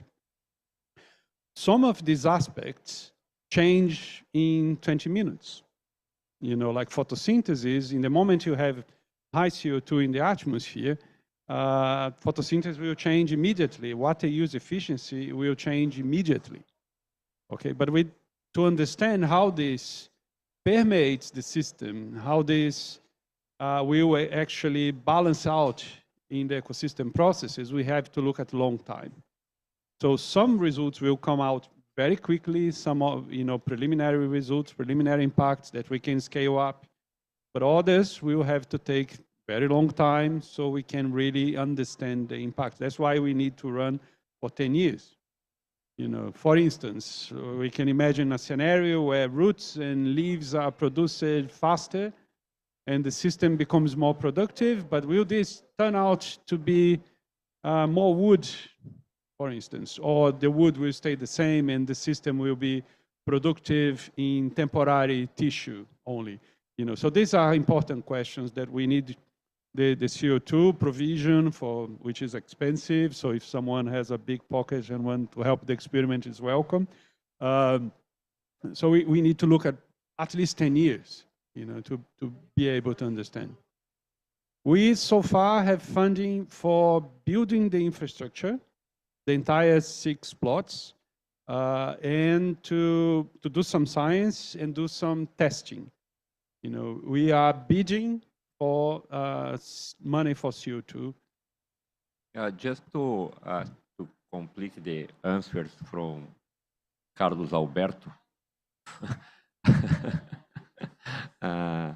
we applied now for funding from the national FNDCT for the next years. Of course, the budget to keep the CO2 is nowadays the challenge for us. And after that, we need to have one new building to support all the research related with the Amazon fence. And as you know, during long time, the FNDCT, the amount of researches for FNDCT was so small. And nowadays, the demand for the number of projects applied for the FNDCT is so high. But you hope that you can get funding to support the Amazon phase for the next years. I think that he also, well, before to pass the floor for other participants, perhaps should be important to say how is challenged to keep the density of the CO2 in homogeneous conditions inside the plot. You can have your question, how do you are considering to keep the concentration of CO2 homogeneous during the time? Not only the space, but space and time. This is a so big challenge that it also is another critical condition to have good results in this project. But Mariana? Hi, good morning. I'm Mariana Valle from the Federal University of Rio de Janeiro and the Rede Clima. And there is a lot of debate about the Amazon reaching a tipping point associated with deforestation and climate change. I would like to know what is the state of the science about that? What do we still miss in terms of information to be able to have a better clarification on that issue? Thank you. Well, before to pass the floor for the answers, let me to say that in this afternoon, we will have another panel here to try to address these questions.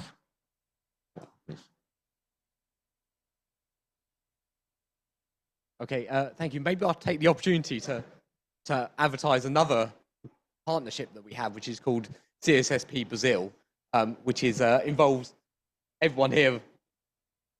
Is microphone working? Yeah. Oh, sorry. So that's another program we've got between us, and actually we're looking at some of those other issues as well. We maybe talked about there around deforestation, forest degradation, but also the broader point around climate change and how that might drive potential tipping points in the forest.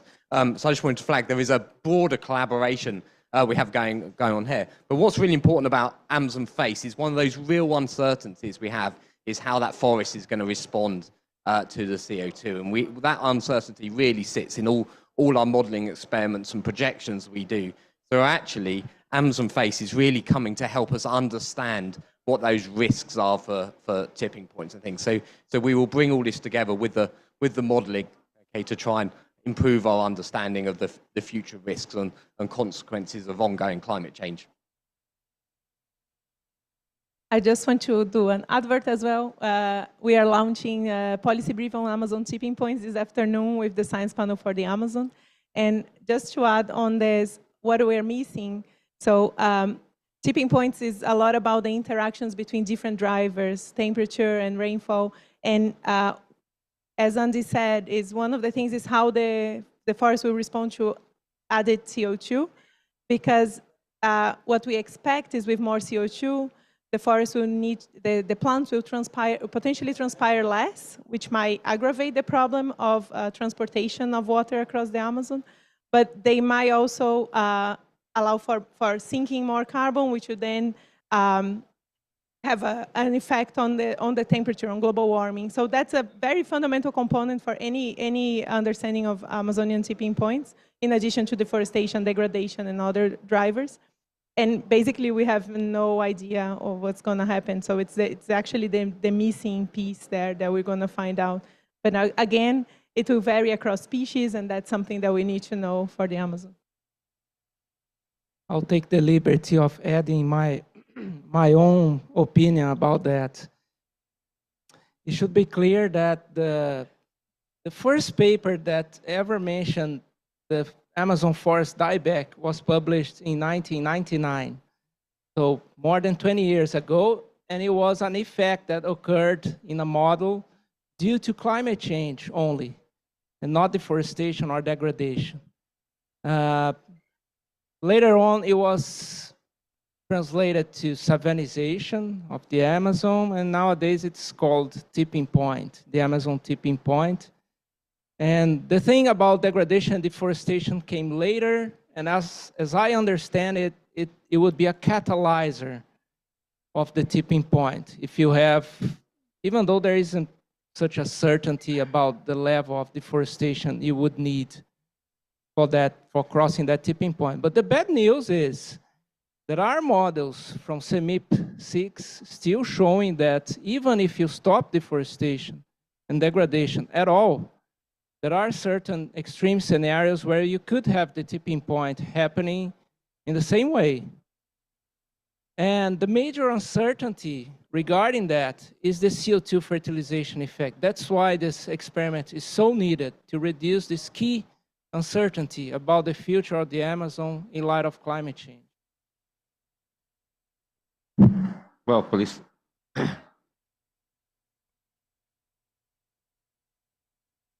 Is why we've kind of really tried to kind of committed to funding in partnership with the ministry and impact like this research to really understand what the uncertainty is. It should be the science and the evidence that drives these understanding. And without the science and the evidence, we're simply in an area of uncertainty that we don't know.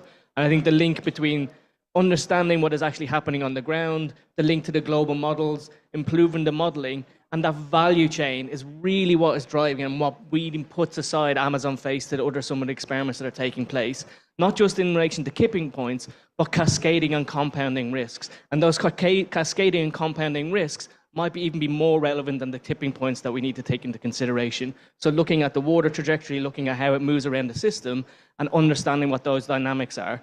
But without the fundamental research this is doing across a broad suite, I think we're just living in an area of uncertainty, and we need to have these experiments and this groundbreaking experiment, and for running for a long time, and for it to be sustainable and to be based on partnership, to get these outputs to understand what the mechanics are going forward. And that's why we funded it, that's why we want to work in partnership, and that's why we need more funding and more sustainable funding to drive this research going forward. Well, thank you. Please, sir. Yeah, thank you very much. So I'm Richard Jones from the Met Office Hadley Centre. So I've got a couple of questions. One on the details of the observations you're doing. You're talking about the impact of the elevated CO2 on stomatal conductance, and therefore on the hydrological cycle. And you're saying you're doing detailed measurements of that within the plots. I'd be just really interested to hear a bit more about just how you're doing those measurements of what's going on in terms of the local hydrological cycle within the plot. So that's one question. The second question, which sort of relates a bit more onto the tipping points, is are you looking at the value of the observations that you are making here in terms of linking it with satellite observations, Earth observations, and using this to ground truth some of the Earth observations, so you can use satellite data to get a handle on, essentially to extrapolate from what you're doing very detailed here across the whole of the forest? Who?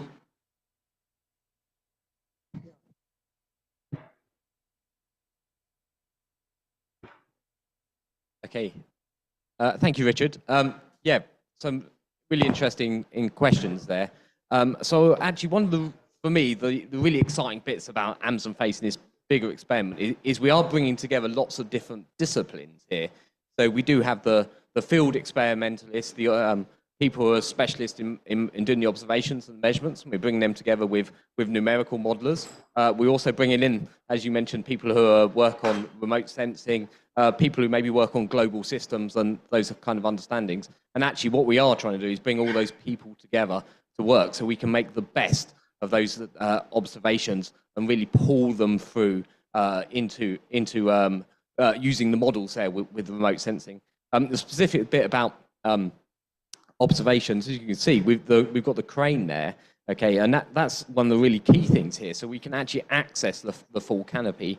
So there will be a kind of a program of observation in which detailed measurements will be made at the leaf level to try and understand the actual stomatal changes and comparing them plot to plot. We'll also be measuring sap flow up through the tree, so we will see exactly how much moisture is being transported through there. So we will be trying to close that water budget within the plots as best we can.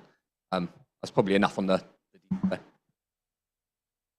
I just wanted to add again that we are characterizing the different species that we have in the plots in terms of their functional traits and their functionality, so we can then use this information of the transport of water and the stomatal conductance, link that to functional groups that can allow us then to model this forest as well. And this is very valuable when you're thinking about scaling up for the whole Amazon. Because I believe that at this point, to scaling up with satellite images, we're not quite there yet, because you need the species level information for doing that, and then you need potentially multispectral products to be able to actually do that properly. But that could be a next step, and in 10 years' time, we might be at the point that we can use satellite images to do that scaling up. At the moment, the modeling component is the way forward in terms of scaling up for the whole Amazon.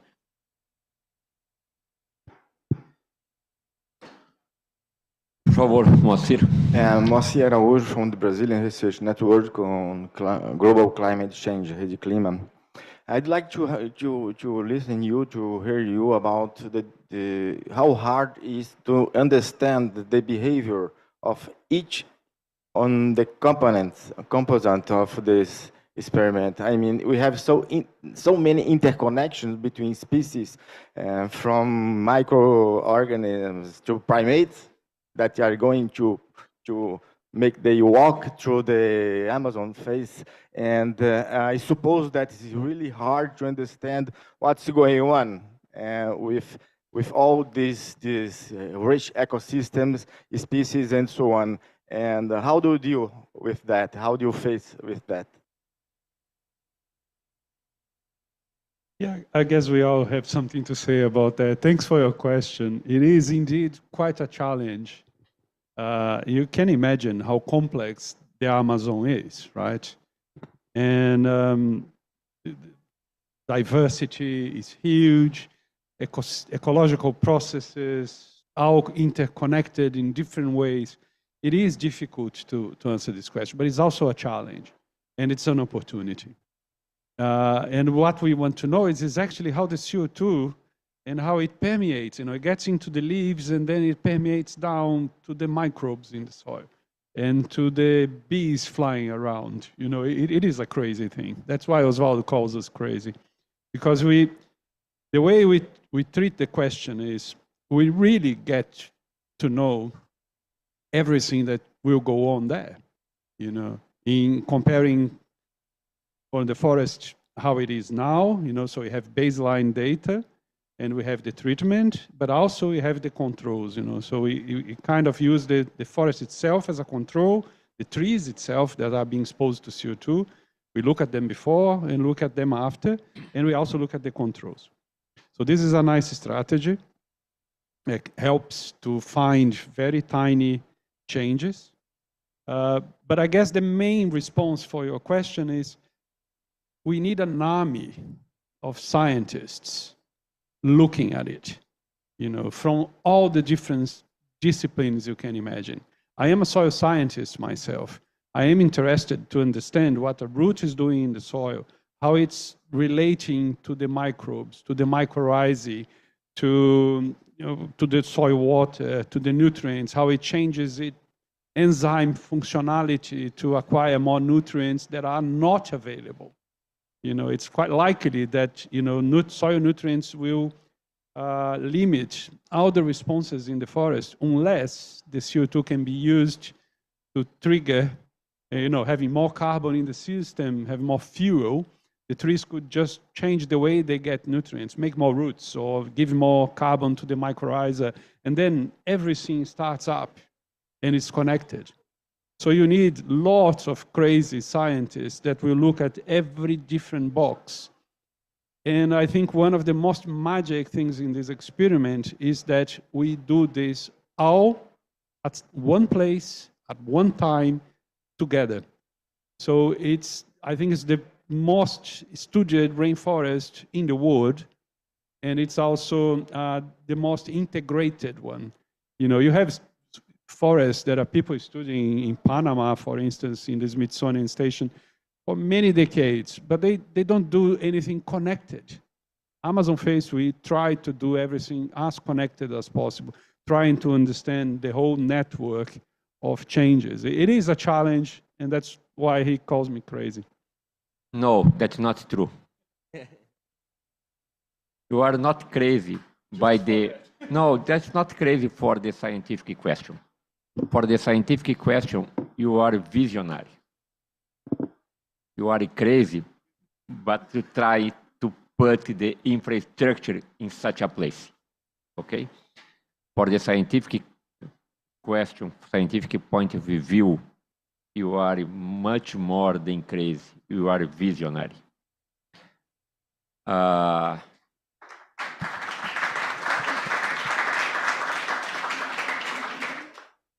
You have time for more questions, please.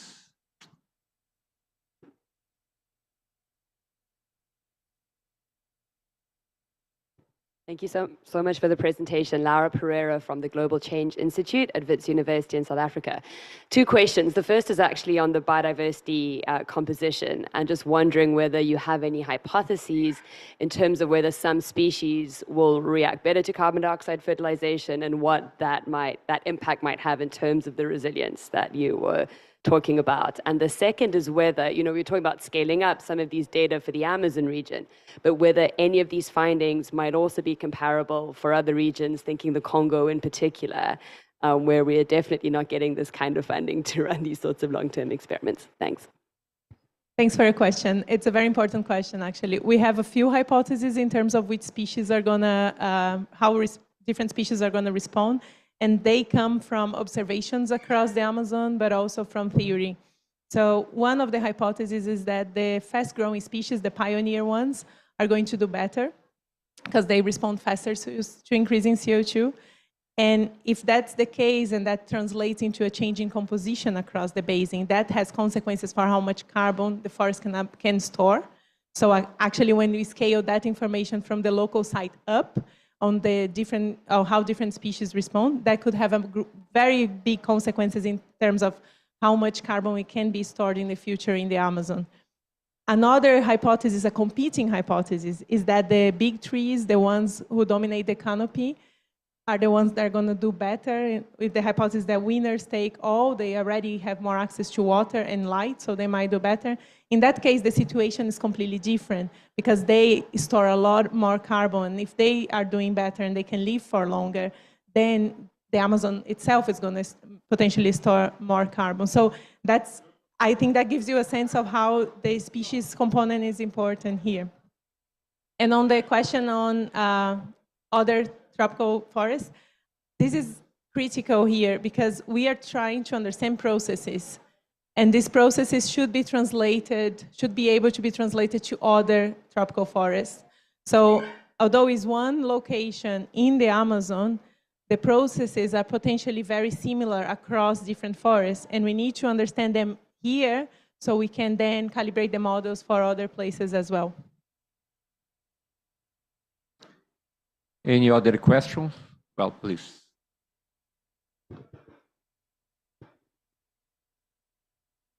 Thank you. I'm Helen from the Met Office as well. I was with you at COP26 and stood convening the panel. Here we are at COP28. COP26, we didn't know what was going to happen next. We had a vision, but nothing else. COP28, we've got 2 plots. What's your vision for COP30 when we're hosted in Brazil? Where will we be then? Either crazy or visionary, I don't mind, but it would be interesting to hear from the panel where you think we'll be by COP30. I hope that they survive until there. Sorry, and just jumping on the fact that we have the microphone, so adding a question. So, bom dia a todas e todos. Eu sou diretor de clima. Good morning. I am responsible for climate, and I'm from the United Kingdom, living in Brazil. Concentration. So I see this as the time machine looking forward, but actually there is a history here. So what degree can we already see some of the things that are happening in the past? No, answering, thanks for the question, Helen. In a very straight answer, I would say we're going to have first results for COP30. I mean, the experiment, the full experiment will be up and running, and first preliminary results will be available. Perhaps the first papers published, especially on those ecological processes that react faster, like Beto was saying. But for other processes that react slower, and by the way, our process, we are pretty much interested, the world is interested, like the storage of carbon in trunks, we might have to wait a little longer. But the idea is that at COP30, we show the full experiment operating and first results published. I would jump in quickly, just saying, okay, COP26, it was a promise. We are very excited. Now, 2 years later, we have 2 entire face rings there in the Amazon. And to do that, as Osvaldo said, we had to make roads. We have to go from the scratch and do the plannings and things. So we acquired a lot in 2 years. It's not a simple thing to build this there in the Amazon. It's probably the most challenging logistics in the planet, or one of. So we managed a lot. We are underway to complete all the 4 plots as well. So the experiment is a total of 6. We have all the bases done there. The towers are being constructed, you know, so the canopy cranes are, the remaining canopy cranes are going there. They are on the way, on the road right now. So by the end of this year, we have the experiment standing and testing. And we hope, as David said, to already have some first results when we get to COP30. So on the way to COP30, we have a lot to do. And we'll be able to get there with some initial responses that are essential, in my opinion, I guess in the scientific community opinion, for the discussions in COP, you know, and see where we go. You know, I think this is a very important point that we need to make. Answer my friend Richard, what we have seen in terms of effect of CO2 in the past, right? So it was, before Industrial Revolution, I think it was 360 parts per million of CO2 in the air. Now it's 420 already? It was 280. Okay, so I need to get my math right. So we do already have an increment, a strong increment. And if we look to the past of what has been happening in the Amazon, I quote here data from a network of permanent plots in the Amazon that is led by UK, by the University of Leeds, where I did my PhD, where Adriani also did her PhD. There is a network of plots across the 9 Amazon countries and monitoring forests since the 70s.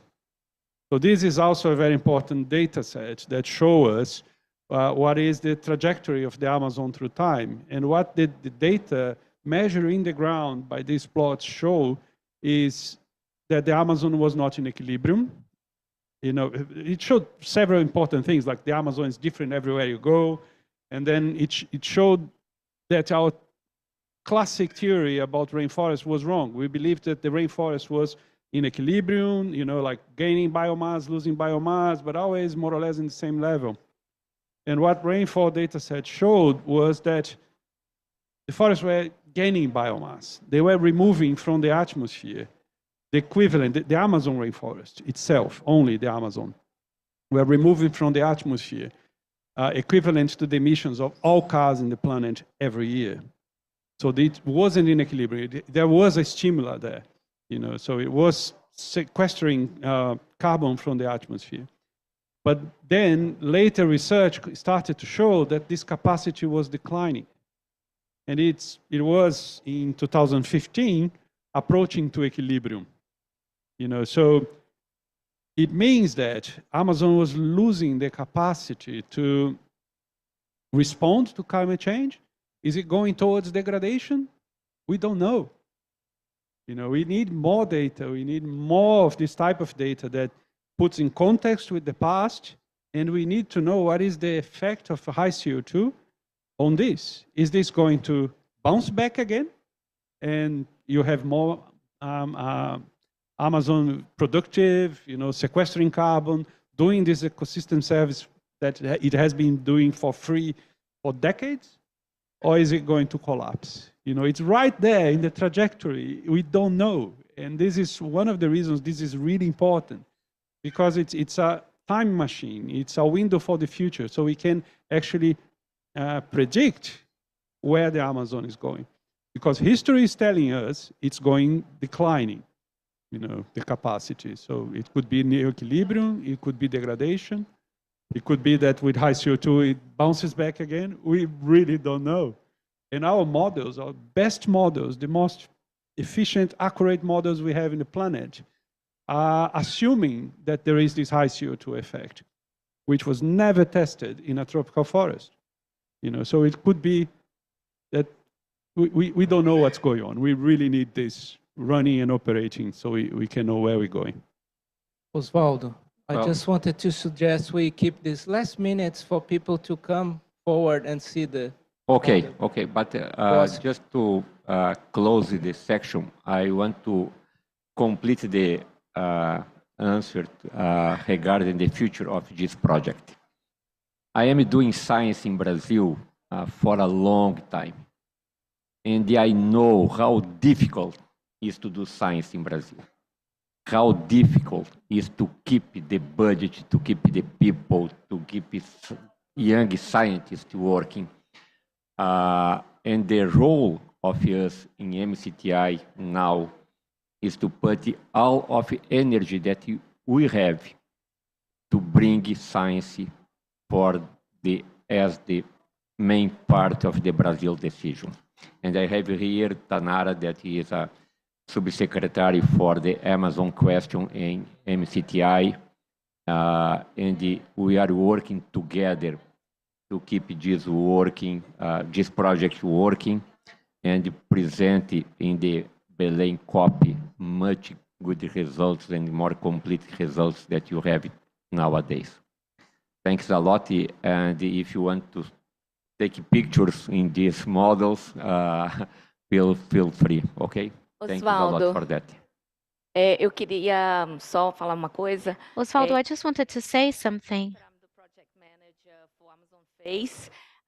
If you were curious about how we built these from scratch in the Amazon forest, come to our event at 5:30 today at the UK Pavilion, where you can see a video of how we did that.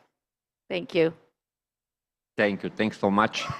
Well, I also hope to see you here in this pavilion at the same time, because you have here one panel that are discussing the impact of climate change in the Amazon, okay? But this is a good opportunity. It's much better to have much more than one panel that doesn't have any panel. Thank you.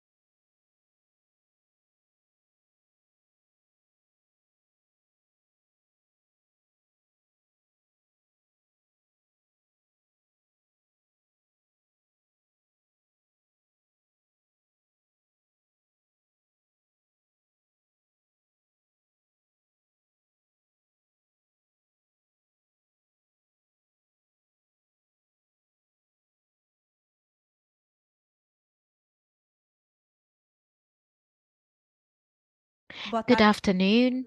Good afternoon to everyone who's here. It's great to see so many faces. Daqui a pouco eu vou apresentar. E também agradecer ao pessoal que está na madrugada no Brasil.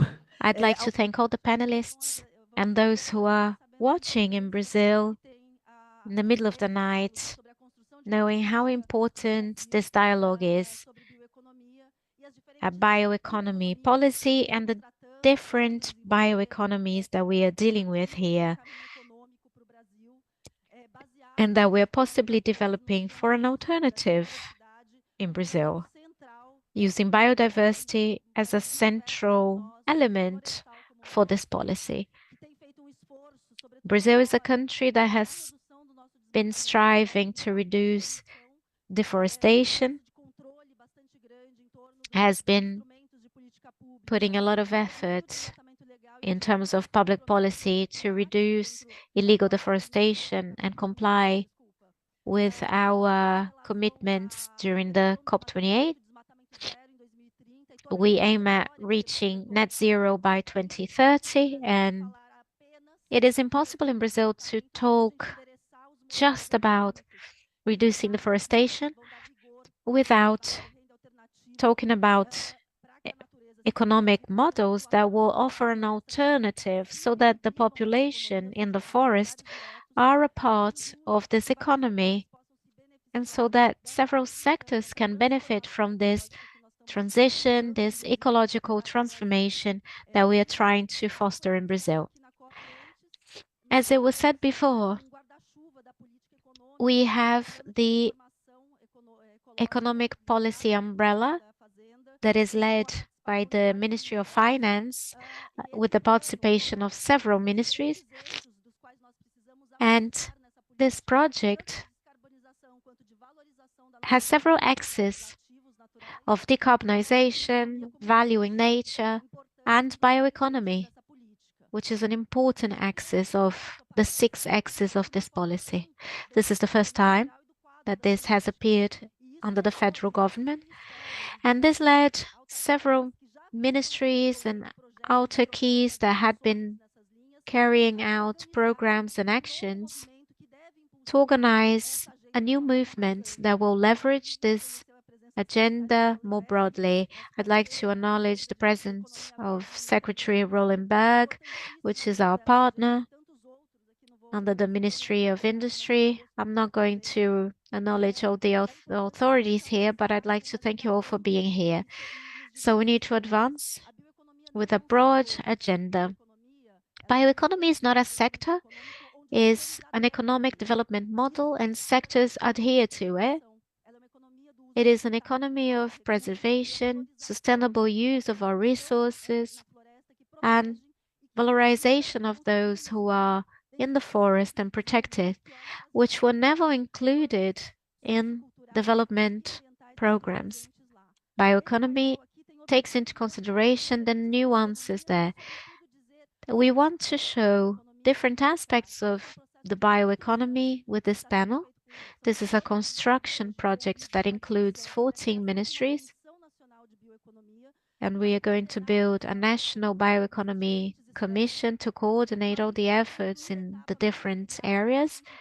Once the ministerial stage is concluded, the commission will be a space for the participation of several sectors and subnational levels, because the states are going to be very important in this strategy, as they are closer to the investment needs and to the localization of the policy. I will let our guests give you different perspectives, and we'll open in the end to questions you might have. Let me introduce the panel as you speak, but I will start our conversation by saying that there is no bioeconomy policy in Brazil if we can't address the social biodiversity economies. It makes no sense to analyze nature-based solutions without considering these populations, the level of development of these economies, and try and build and connect efforts in this sense. I would like to introduce Guilherme Eix, General Director of ESPN, who's representing organizations from the Social Bio Consortium, which have been study public policies in this theme. So, Guilherme, I'd like to start with you. And my question is, within a policy of bioeconomy, a concept that's still being defined, and we are focusing on that, is social bioeconomy a central element? The National Social Bioeconomy Plan, is it viable, and is it reflecting other policies and incentives that will need to be in a new configuration to bring more robust results? What cannot be missing in this bioeconomy policy so that traditional communities, quilombolas, rural agricultures can participate in this movement?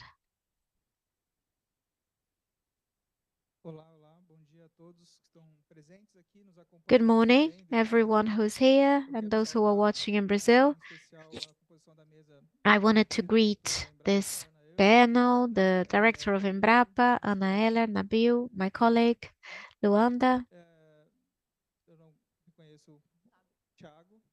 Tiago, Karina. Thank you for the invitation and opportunity to be here represented ISPN, Instituto Sociedade por a Natureza, and speaking on its behalf, we have been concentrating on a bioeconomy plan for Brazil and how to express the challenges and opportunities for the development of a social biodiversity plan. Building this plan is a complex and multifaceted task. Several aspects will have to be addressed, and they require a careful planning that involves a lot of collaboration and understanding of the reality that we have nowadays. Weak points and strong points in our normative framework.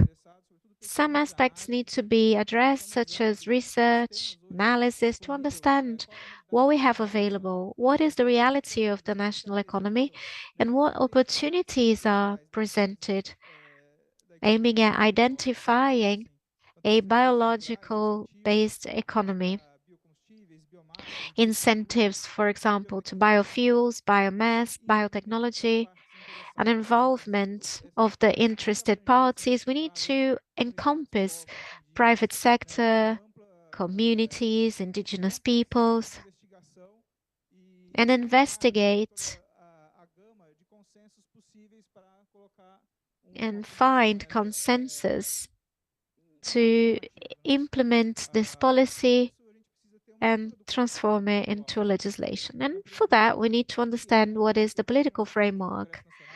What opportunities do we have in the National Congress? We have about 5 or 6 projects that are relevant and that are being discussed in the Congress. There is a project, for instance, that talks about a national bioeconomy plan. Some projects deal with bioeconomy in the Amazon. So there are several initiatives that recognize the rights of indigenous peoples, that talk about sustainable development of these areas, national policy for territorial management in indigenous lands.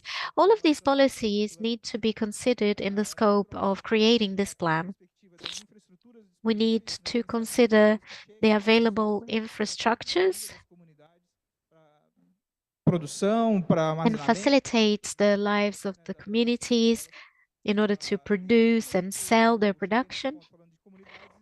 And since I'm talking about communities, we need to be able to develop a policy that includes these communities. What are the obstacles that we face for these economies related to social biodiversity be inclusive or included and gain scale. We have to work with a broader context with other organizations such as CNS, CNPCP, APIB. We are involving government players in some dialogues. There was a working group in the Council of Sustainable Development under the federal government, and we talked about some of these issues. We understand that the social biodiversity economies are indigenous peoples' economies, quilombolas and traditional communities' economies that are based on their livelihoods, their culture, and agricultural systems in traditional landscapes.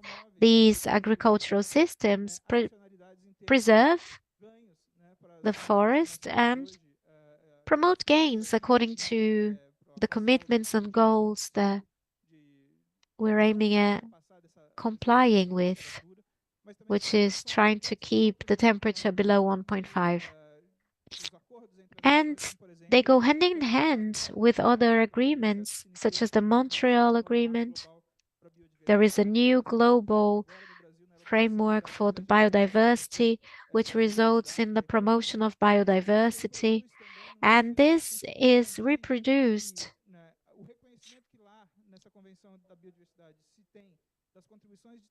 according to the contribution of these peoples in terms of biodiversity. I think this needs to be mirrored here, and we should recognize the interests of other parties that are not governmental in order to comply with the climate goals. Now, the main obstacles have to do with the protection of the territories. There is no social biodiversity economy without territorial security for indigenous peoples and traditional communities. Isolation and difficulty of access to documentation excludes a lot of peoples and communities from being affected by public policies that could benefit them. The access to public policies, basic public policies such as health, education, sanitation, energy, and communication, inhibit a safe and continuous planning improvement that brings protagonism to these communities. These are basic issues. But because these communities are isolated, very far in the Amazon or in the Cerrado, that brings consequences for their social productive development. Local and international markets cannot add value, social environmental value, to the social agricultural systems. We understand that chains that encompass national and international markets require more financing, high transaction costs, and they're concentrated in very few products, demanding a qualified management chain. And local and regional chains can work with a high diversity of products with less investment, fewer transactions, and limited volumes in terms of scale. So the mechanism of public procurement have the possibility, the power to leverage local markets.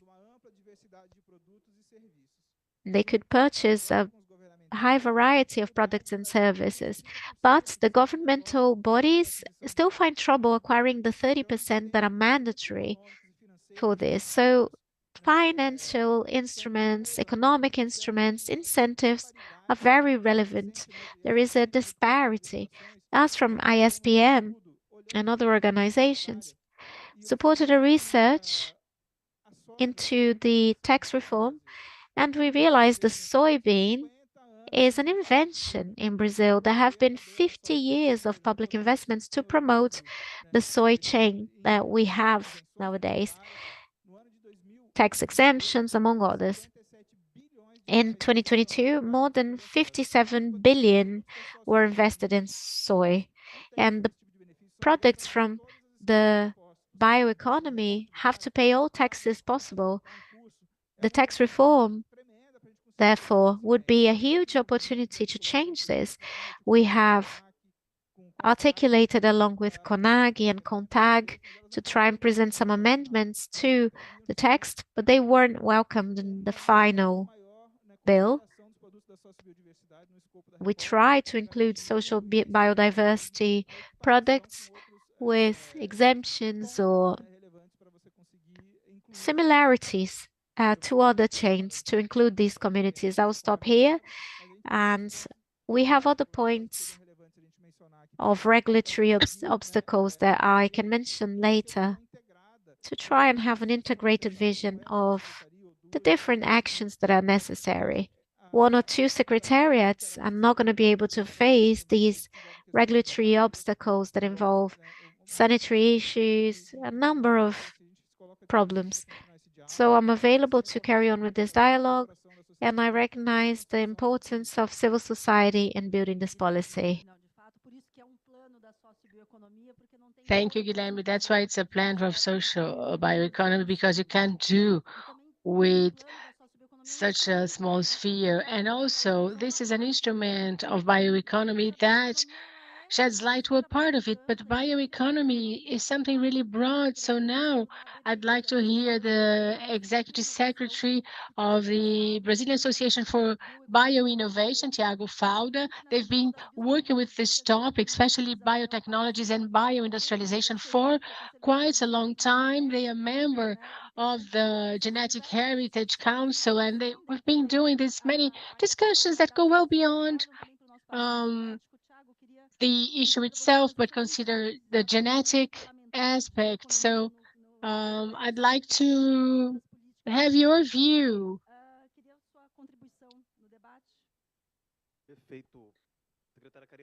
Yes, Secretary, first I'd like to thank you for the invitation. It's an honor to be here as a member of this panel with these colleagues. I'd like to greet authorities present here and Secretary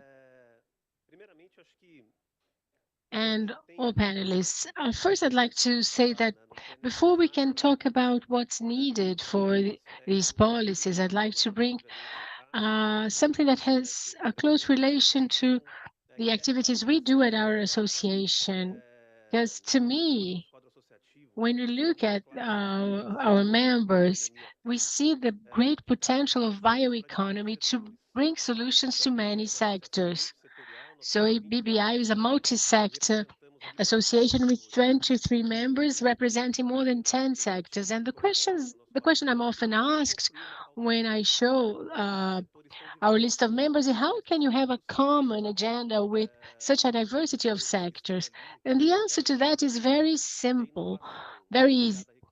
It's the fact that people there understand that innovation applied to renewable and biological resources should be developed in Brazil. Brazil has a great potential for the development of bioinnovation, which is one of the central pillars of bioeconomy, considering the many types of bioeconomies that exist. And when we talk about the opportunities we have in Brazil this year, not this year, but we've been talking about bioeconomy since 2015. We used to be a lonely voice in the federal government talking about that, but now it has become more widespread, and at least 16 ministries are directly connected to the topic of bioeconomy. And we have to remember that we are at a COP discussing global warming, climate issues, and the pressure for decarbonization will take the world inevitably to a change in industrial paradigm. This is going to happen. Bioeconomy offers viable solutions for producing compounds that replace fossil fuels, circular economy, integration of production chains. So here we have to understand if Brazil wants to play a central role in this industrial change, or if we're going to keep on being a supplier of commodities. It's a strategy of government strategy. And we see that we're moving toward in a very good direction. We're creating the Bioeconomy Secretariat, the Green Economy Secretariat, and also we have 6 strategic axes, and number 5 is bioeconomy, decarbonization, and bioindustry. This is part of the industrial policy for Brazil. So yes, we are on a promising path. And when we talk about what is needed, before talking about what's needed, I'd like to touch on something that was mentioned before in this panel, the ability of bioeconomy to generate regional development. So I have a whole strategy. Brazil with the greatest biodiversity in the world, with the cheapest and most abundant biomass in the world, with incredible experience with biofuels, bioenergy. So Brazil is a reference, a benchmark in bioenergy. So we have all these conditions, and these are comparative advantages we've got compared to other countries. And this is due to the privileged geographical position of Brazil, which gives us this abundant and diverse territory with sustainable agriculture that leads to this huge production of biomass. And just to give you an idea of the potential for regional development of bioeconomy, if you think about 2021, in this year, Brazil produced around 40 million liters of gasoline in 18 refineries spread all over the coastline. Wherever we have those refineries, we have great regional development, of course. On the other hand, we produce 30 billion liters of ethanol in 340 biorefineries spread all over the national territory. In each area where you have a refinery, what we notice that the value chain is developed, that there is a generation of quality jobs, development of production chains. But using the ethanol example, which is easy for everyone and where Brazil is a benchmark, you can see that bioeconomy, through the use of microorganisms and biomass, you can produce the exact same compounds that are made from fossil products. So I can multiply these 340 sugarcane processing units to something else adapted to their raw materials, thus integrating the production chain, generating quality jobs, and leading to regional economic development. And when you talk about innovation, of course, using biodiversity, now talking about something we're very passionate about, which is genetic heritage, is sharing benefits with traditional peoples and communities. So the added value of a product, the more benefits can be shared from this product. So that's where the key to our change lies. So we have a great opportunity when we use innovation in biological resources. We have used that for the industry. And in answer to your question, we submitted a proposal to the federal government, along with Karina, Secretary Rolenberg, establishing some things we see as priorities. One, setting up a national strategy for bioeconomy, which was already considered, but we included the use of the genetic heritage and biomass as vectors to developing value-added products. Second point, creating a strategy to value and to create markets for these products, including promoting them abroad. So this includes environmental purchases, or you have the, if in the US, for example, you have, if you have a biological based product, and they prefer that in tenders, and this could really stimulate the development of bioeconomy. internacional, e aí entra muito a Also, negociação. the promotion of bioeconomy internationally, and this is where cooperation agreements come in and play an important part. And also, the Brazilian Development Bank can fund initiatives to share risk. I don't like to call about funding in isolation, but it's true that investing in innovation is expensive and risky.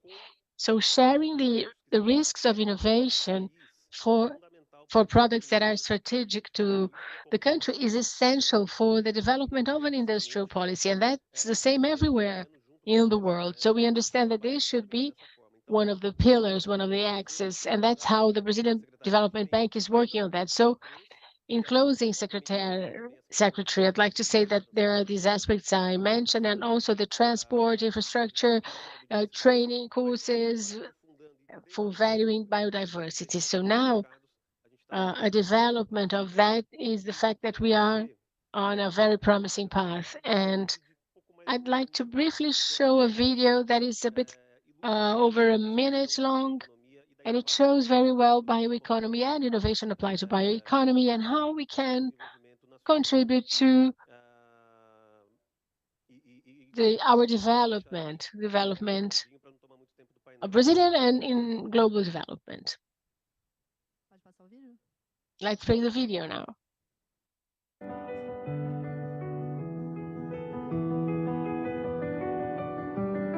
Imagine um mundo em que 9 milhões de pessoas estarem vivendo em áreas de poluição, 92% delas.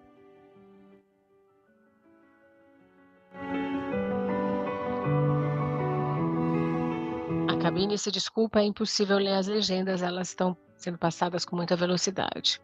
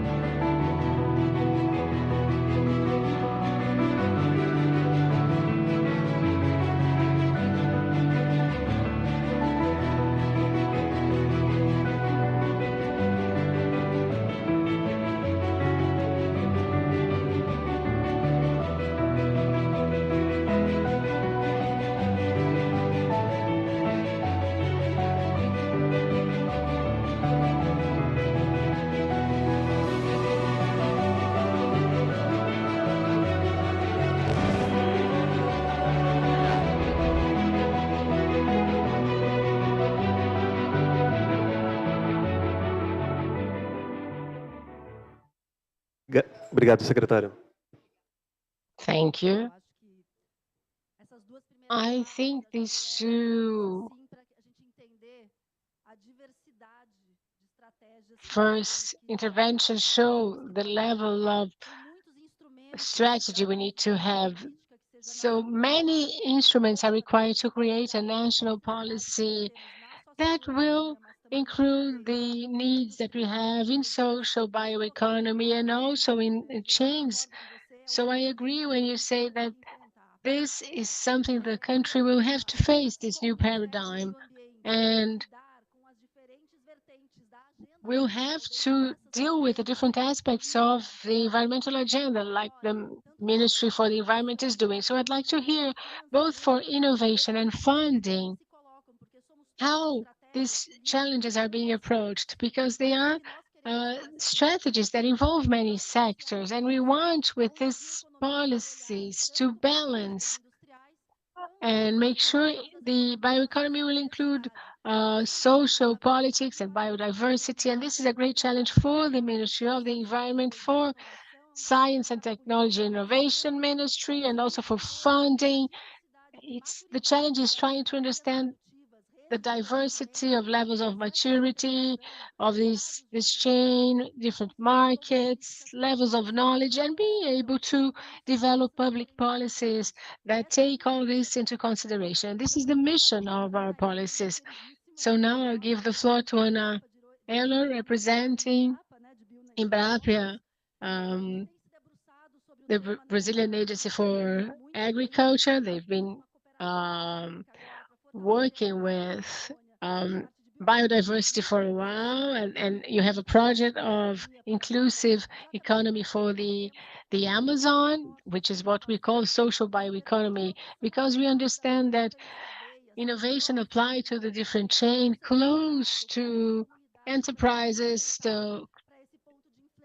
close to communities will be essential for this new paradigm. So could you please share a bit of how you see this policy of innovation and technology? Good afternoon, Karina. Good afternoon, everyone. I'd like to say that it's an honor to be here with this panelists and this audience para o Brasil e para a Embrapa. to discuss this topic that is so important to Brazil and Embrapa. Embrapa has been around for 50 years now, and it's good to look at our past and think about our present and our future. The Agency for Agriculture and Livestock Farming was created 50 years ago when Brazil was facing food insecurity. There was a whole challenge with the production of food. And so political decision was made of creating one of the greatest research companies in the world. And we understand that the pillars for this transformation was based on training people, capacity building, infrastructure, and public policies. So if you didn't have public policies to make sure that we could take this leap at Embrapa, the Brazilian Agricultural Research Corporation, we wouldn't have moved from importing food as a country to becoming one of the greatest food exporters. And Brazil is in that position now. And now we have this new challenge, which is bioeconomy, which is something we'll have to deal with in the next few years that Embrapa embraces. And the good news is that our current government is going to open new vacancies for civil servants, and we need more people. We need to develop in other areas. Economy is not a sector, it's not one single sector, it involves multiple sectors. So after 13 years without any public examination for civil servants, we're going to have one, and we have a new investment program for our laboratory and experimental field centers. And so we're going to have 1 million reals for the next 4 years. And now we're looking at how we can contribute to public policies, which would be the third pillar. So I thank you, Karina, for the opportunity to be here and think about this policy with all of its pillars, and thinking about technology as one that surpasses all of it. And it right now helps us think about concrete solutions and answers, because sectors, and especially communities, they are in a hurry. And we are able to do, we did in this last month, a seminar with researchers to come up with a strategy initially for the Amazon, but not only this biome, to consider a short, mid, and long-term program of research about inclusive economy, initially looking at this item, because we understand that it includes a huge area of 200 million hectares with 700,000 families. that are in a vulnerable situation or that had fewer opportunities in recent years of accessing technologies that are adapted to regions and their demands. And we also had the opportunity to have a conversation in a seminar with women to be able to, in parallel to that, develop a program of entrepreneurship and social inclusion program for women all over the world. We had many representatives of MST and other agencies, and the message that we received was clearly that they are in a hurry. They need immediate solutions, not for 50 years from now. So we need to stress here the importance of partnerships that we've been establishing right now, not waiting for new policies to be created, because this takes time. So we had the involvement of many ministries that allow us to work on this plan, and which is something we've been working on for a while, but we need to intensify these actions because we talk about a budget here. We have to make sure that it's available. Just to give an example, the budget we had for the Amazon, which is a huge area, was very limited and was limited. If you can't create a plan for the Amazon, 200,000 reals. So the ministry gave us another 600,000, another ministry 1 million, but it's still not big enough if you consider the challenge we are facing of coming up with technological solutions. We are already working on some of them. You have here the representative of one of our 43 units distributed all over Brazil, in all Amazon states, and just establishing a connection now with the G20 document.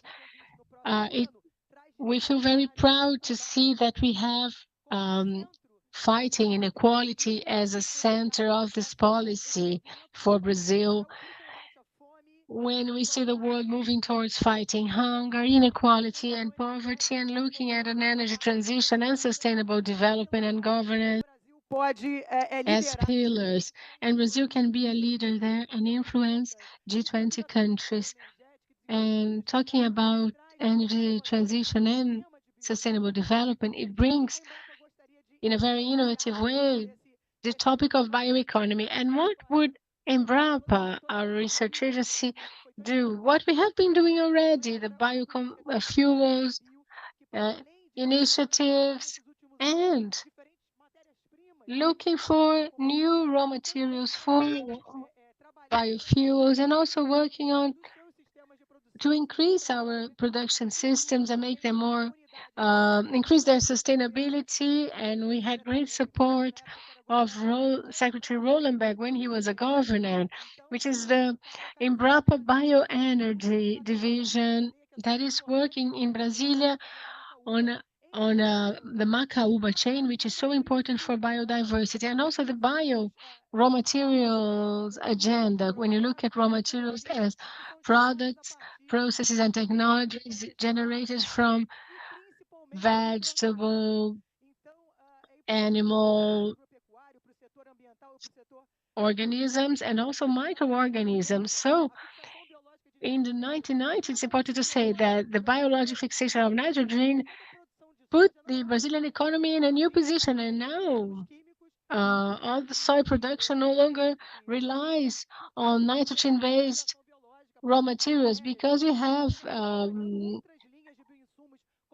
biological fixation with bacteria, and we have also other biomes that are no longer so dependent on phosphorus. So you have that and other micronutrients as part of this initiative. We also are improving lands when we're adapting to water stress. So you have plantations of rice and beans and many others that are being were under water stress, and the other are the biofortified foods, especially for communities in a situation of food insecurity. And also traditional peoples have been demanding research for the valuing and conservation of traditional agriculture systems, because we know that family agriculture is one of our great assets, and we need to do that. So we are discussing strengthening models in the area of forest restoration, forest management, agroforestal systems, looking at the ecological economic zoning, inclusiva na Amazônia. and also the inclusive economy of the Amazon. We talk about inclusive bioeconomy of the Amazon. We're talking about intensifying production, because when you think about bioeconomy, we consider biodiversity and also rural properties, how to better use the 20% of the areas that have been converted to make sure that farmers of all dimensions and through the use of resources for agriculture can increase their productivity, so they don't have to deforest. And on the other hand,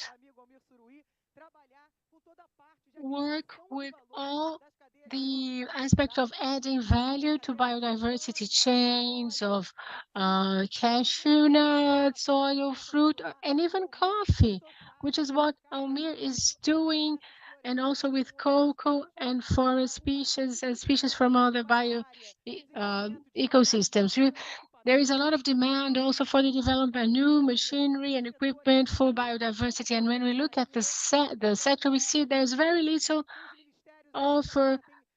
And so we launched that as a challenge. And I'd like to highlight the fact that Embrapa doesn't work on its own. It has to be close to farmers, producers, the private sector, to form networks with so many other institutes, universities. So establishing cooperation platforms is extremely important.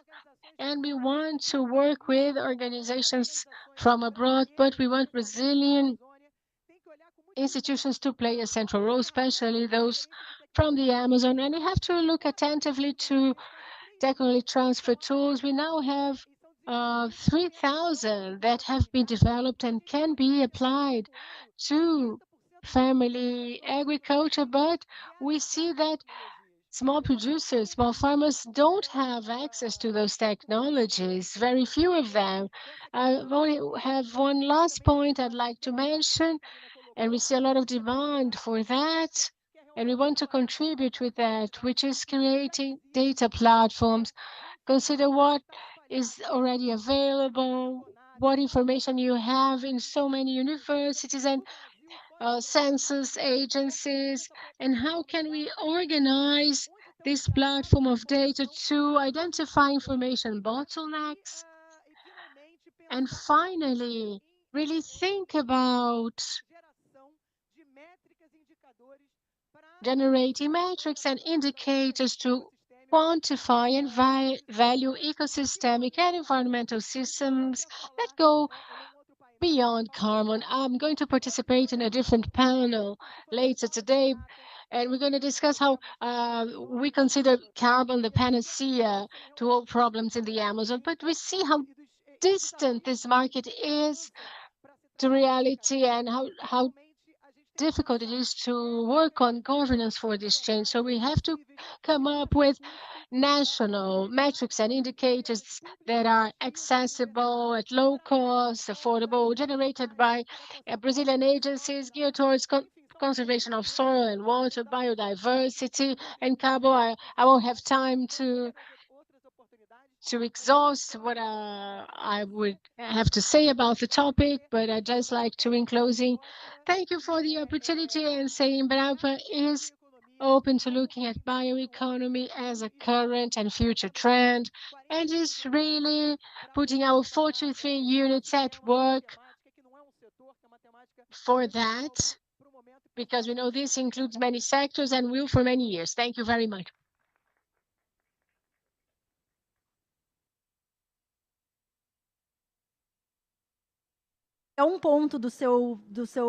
This is just a point that I'd like to reinforce because it's essential for strategy within policy. The working collaboration, meaning researchers working with companies. I think Brazil needs to advance and test other models of how to do this because we don't capture these opportunities. And to me, this has to do with the centrality of knowledge and how that's going to be distributed in the territory. We are talking about biohubs, biodiversity hubs, and these strategies root bioeconomy in different biomes, vocations, and needs that are in each area. So it is a challenge for R&D to be able to propose solutions because the support ecosystems will need research, will need the conversation with industry, and now asking a question to Nabil, who is a partner from the Ministry of Environment. It is important to have finance instruments that strengthen this agenda. Nabil, could you talk about 2 points, which are what does the National Development Bank do to focus on bioeconomy, and what are the instruments, the bets? And could you please talk a little bit about capillarity? Because when we talk about financing instruments, we talk about large numbers, but the distribution is unequal to enterprises that are very distinctive. So how can we build structures that will capillarize not science and technology only, but mainly financing? Because what Anna said is true. We need to accelerate the process. And one of the ways to do this is with financing, so that people who work with bioeconomy can continue to do so. Good afternoon, Karina. We don't have a return, so I don't know if this is working. I'd like to, first of all, thank the Ministry of Environment for inviting us. We have several partners here around the table. These are journey partners, and the theme of bioeconomy has been discussed for a few years already with new biases and perceptions, but we are definitely going through a historical moment.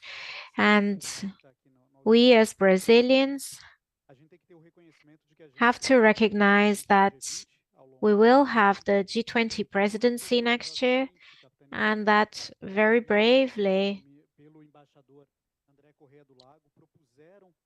we proposed an initiative connected to bioeconomy in the scope of the G20, and this will give Brazil an opportunity to take these subjects to a global arena, which will be able to point out to the agenda of the next few years.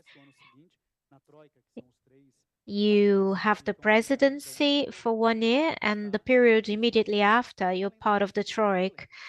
And of course, we'll have the COP30 in Belém, being in Dubai for these 2 weeks, and imagine this richness in Belém, the richness of Brazilian biodiversity, and that's not translated in reducing inequality, end of hunger. Maybe that will open the eyes of not just national sectors, but also international, about the real opportunities that need to be unlocked. We will have a huge challenge and at the same time an ambition. Brazil has written history on ECO 92, and we were able to negotiate large global agreements that were translated into what we've got today, and we were ambitious at that time. Brazil hosting a COP in Belém will have a lot of importance for bioeconomy, reduction of inequalities, greenhouse gas emissions, and better resilience and adaptation of territories. We're talking a lot about mitigation and income generation, but there is a relevant agenda focused on resilience and adaptation. 1.5 degrees has been reached. Yesterday was the first day in history when the global temperature went above 2 degrees. Yesterday. And we are talking about 1.5 degrees. And if we're talking about that, we need to talk about forests, biomes, and nature-based solutions. And in Brazil, this is a reality. To talk a little bit about the BNDES history in this agenda, perhaps we can talk about semantics. When we are in international spaces, we need to qualify what bioeconomy are we talking about and explain what we are proposing, because we are a powerhouse in bioeconomy in several aspects, and we need to position ourselves, but we are not in others, and we have to recognize that. So what did we notice?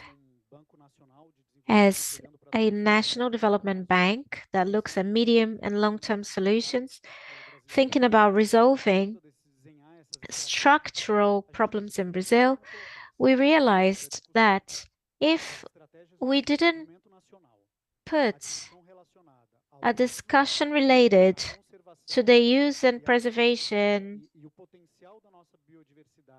of our biodiversity in the center of the discussions, we wouldn't be talking about a medium to long-term strategy for Brazil. And this is what differentiates us. This is what gives us the ability to have competitive advantages, not just comparative advantages. We've already created the largest decarbonization program in the world, biofuels, in the 70s. This is a European agenda. We need to advance, show the technology we have, show that we can provide that. But what is our agenda of the future? 50 years later, what do we need to unlock to be in the front? Where we have a comparative advantage, that we need to transform into a competitive advantage. 3 years ago, when we started talking about this subject, we used to say that bioeconomy was forest bioeconomy. And I know a lot of people disagreed, but bioeconomy needs a functional ecosystem with people functioning well so that we can generate wealth and social transformation on the ground. We just called it a forest bioeconomy because that's what we could do at the time. Now the discussion has matured more. And at that point, we've developed several solutions in order to be able to test models and understand how we could mobilize resources. So I want to divide our agenda in 3 topics. First, an outlook at biodiversity, social biodiversity, as a factor to eliminate inequality, social inequality, and income inequality. Second topic, how to mobilize resources for this. And in that realm, we developed some actions under partnerships. And the third topic would be innovative financial solutions that use the mobilized resources. These are the 3 axes. I'll give you 3 examples. There was a partnership with Embrapi. We carried out a strategy that was mainly based in forests that led to a development, and Anna participated in this process. Embrapi had 70 registered businesses in Brazil. How many were registered in the Amazon, you ask? 2. We signed the partnership. And I thought, we're going to sign this partnership, but we need to triple this number. We need to have more registered units. So there was a stimulus to register new units, and there was a segment focused on forest bioeconomy. Out of several themes, bioeconomy is the one that allocated resources the most, is the one that have the largest number of projects, and the one that produced more results out of all the 7 projects we had. The second example is reforestation. Reforestation is an opportunity for bioeconomy in Brazil. Firstly, because to reach 1.5 degrees, we can't just mitigate emissions, we need to capture carbon. And there is no quicker, easier way, cheaper way to capture carbon that generates positive externalities. And we can do that quicker than everybody else with qualification of people, income generation. So during COP26, we launched the Floresta Viva, which is an agenda that requires money. We've invested 250 million in order to mobilize more resources. We have 20 partners, 1 billion reais for this. All biomes have 4 call for tenders. One was launched for Pantanal and Cerrado this morning. And now we have a new initiative for the restoration arch with 1 billion reais. The call for tenders is out there and proposals can be presented. And to close, the final example, we have the blended finance call for tenders, which deals with access. We need to explain what is bioeconomy and what's blended financing because it's tricky. When we talk about blended solutions, these are solutions that focused on causing impact on the ground and fostering access to financing to those who don't normally have it. We need guarantor funds for this. We need CRES, FDICs, and FIPS that mobilize resources and allow the resources to reach traditional communities, which otherwise wouldn't have access to credit. Our call for tenders was a success in this sense. More than half of every proposal was in the bioeconomy agenda. We had 30 million reais to allocate, and we had 300 million in demands, all innovative solutions, examples that can be replicated. But again, it's a panacea. Blended finance is still in a very strategic instance. It's very easy to say, let's mobilize, let's work with blended finance, but it's difficult to regulate a contract by Bacen and CBN. I think that's tricky because these are distinctive regulators, very complex regulators that work on the same contractual structure. That's why we will be talking about the first contract within this design, which is challenging, but which is what we want to replicate. Sorry for speaking for so long, but we have a very rich and complex journey in bioeconomy, which we have been trying to bring to national and international discussions, always with a collective construction. I see Secretary Hollenberg. We are in a partnership with them. I can see Surui. We worked together in the Canindé Foundation. I didn't even talk about the Amazon Fund. Everybody looks at BNDES and look at the 4 billion of the Amazon Fund, think that this will resolve. Of course, it will help, But we need to mobilize and we need to transform the instruments we already have. Otherwise, we will not gain the scale that we need to become this powerhouse by COP30.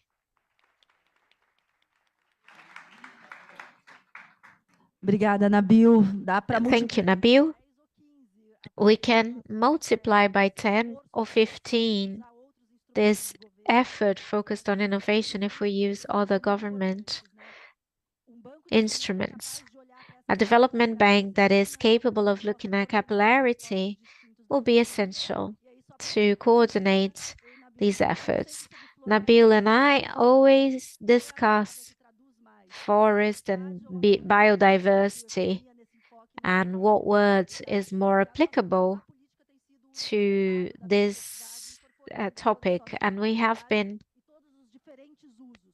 given preference to biodiversity, but I think it is essential that the bank touches the forest because it also touches two agendas: restoration, which should be the same as the ethanol policy, requires a government effort because this is a whole sector that is developing, because it's not just about restoring, it's about creating structures for products and qualification and other.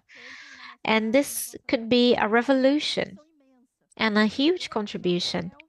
I'm going to close the panel on a theme that has been touched, but it's something we cannot leave aside. Talking about bioeconomy, policy construction, and watching results of this bioeconomy that will be presented during the COP30. In between all of that, we have the G20 presidency that will help positioning Brazil in the bioeconomy agenda. We have this asset, not very many countries have it. Minister Marina talked about a proposal of the net tropical forest forever, so that we can look at this issue more broadly. Tropical countries have a different outlook over bioeconomy, and that's why in the G20 we aim at building a specific strategy that goes through different groups that will elevate the bioeconomy discussion, and nothing better than the G20 discussions to qualify this debate. I'd like to invite my dear Luana, who has been helping build this discussion. Why is bioeconomy relevant in the G20? Can you please talk about nature finance and a group of institutions that have been helping us qualify the debate, and how can we open doors to bioeconomy? Can you talk a little bit about this experience and what we can take advantage of during the G20 presidency? Thank you. Thank all the authorities and panelists here. Can you hear me?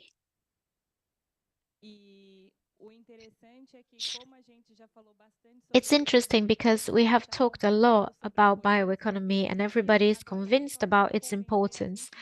We just have to convince the 20 largest economies in the world to talk about bioeconomy, plus the African Union. So easy peasy. I am Janina Maia from Nature Finance. It's an international NGO that works to align global finances, seeking more positive results for nature and people. And we do this creating analytic tools that can measure nature. We work with indigenous peoples, such as and organizations such as Almir Suruís. We tend to say that 100% of the economy depends on nature. The World Economic Forum says 50%, but I would say 100% of the economy depends on the nature somehow, whether that is the clothes we wear, the food we eat, the microphone cable or the cell phone cable. So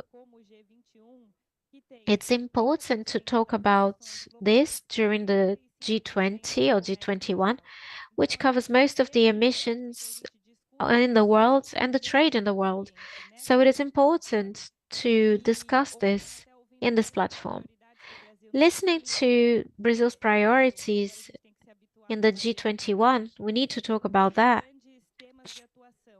We have three pillars: fight against inequality and hunger, fight against climate change and sustainable development, and a global governance reform that goes through the financial structure as well. And all of these three elements have a dialogue with bioeconomy, and we talked about them in each one of the presentations here in this panel. Nature Finance, plus these 19 other organizations, and I just wanted to mention some names, have supported the Brazilian government to explain why the bioeconomy is so important under the G20. We have with us FEBRABAN, the Brazilian Bank Federation, FGV, INSPER, Fundação Dom Cabral, Coalizão Clima Brasil Florestas e Agriculturas, CPI, Legal Amazon Consortium, National Development Bank, IFPAN. I can see a lot of familiar faces that have a dialogue with our initiative. So everything we've created comes from this collective of people. And our intention is to show why Brazil should lead in this agenda while in the presidency of the G20, connecting it with all of the financial instruments that are needed to create this bioeconomy. So it is very important that the bioeconomy initiative, which we're happy to support,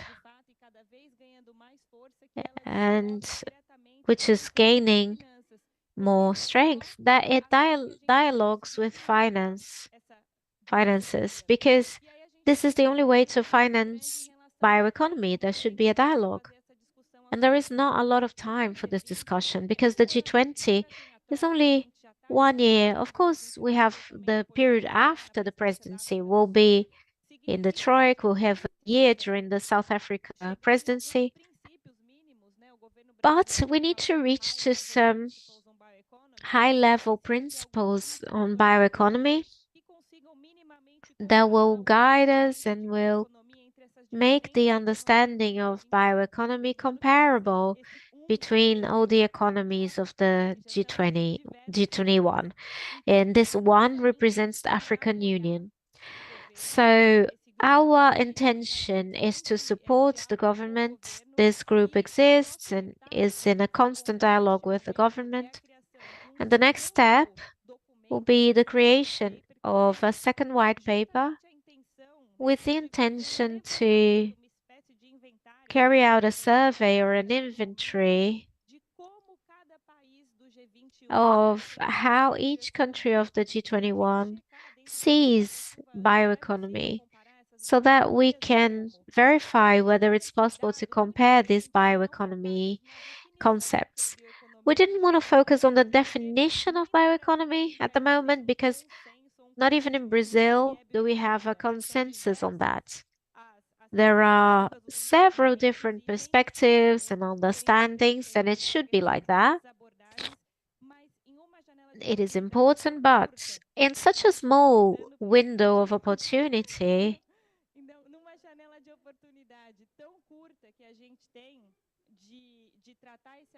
to deal with this subject during the G20 so that it carries on being discussed, we need to rush and agree on some minimum elements. I just wanted to let you know this group does exist.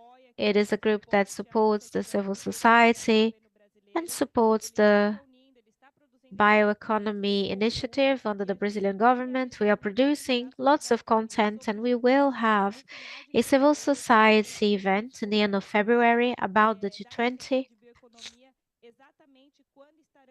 Exactly when we have the finance path meetings, which will be between the 27th and the 29th of February.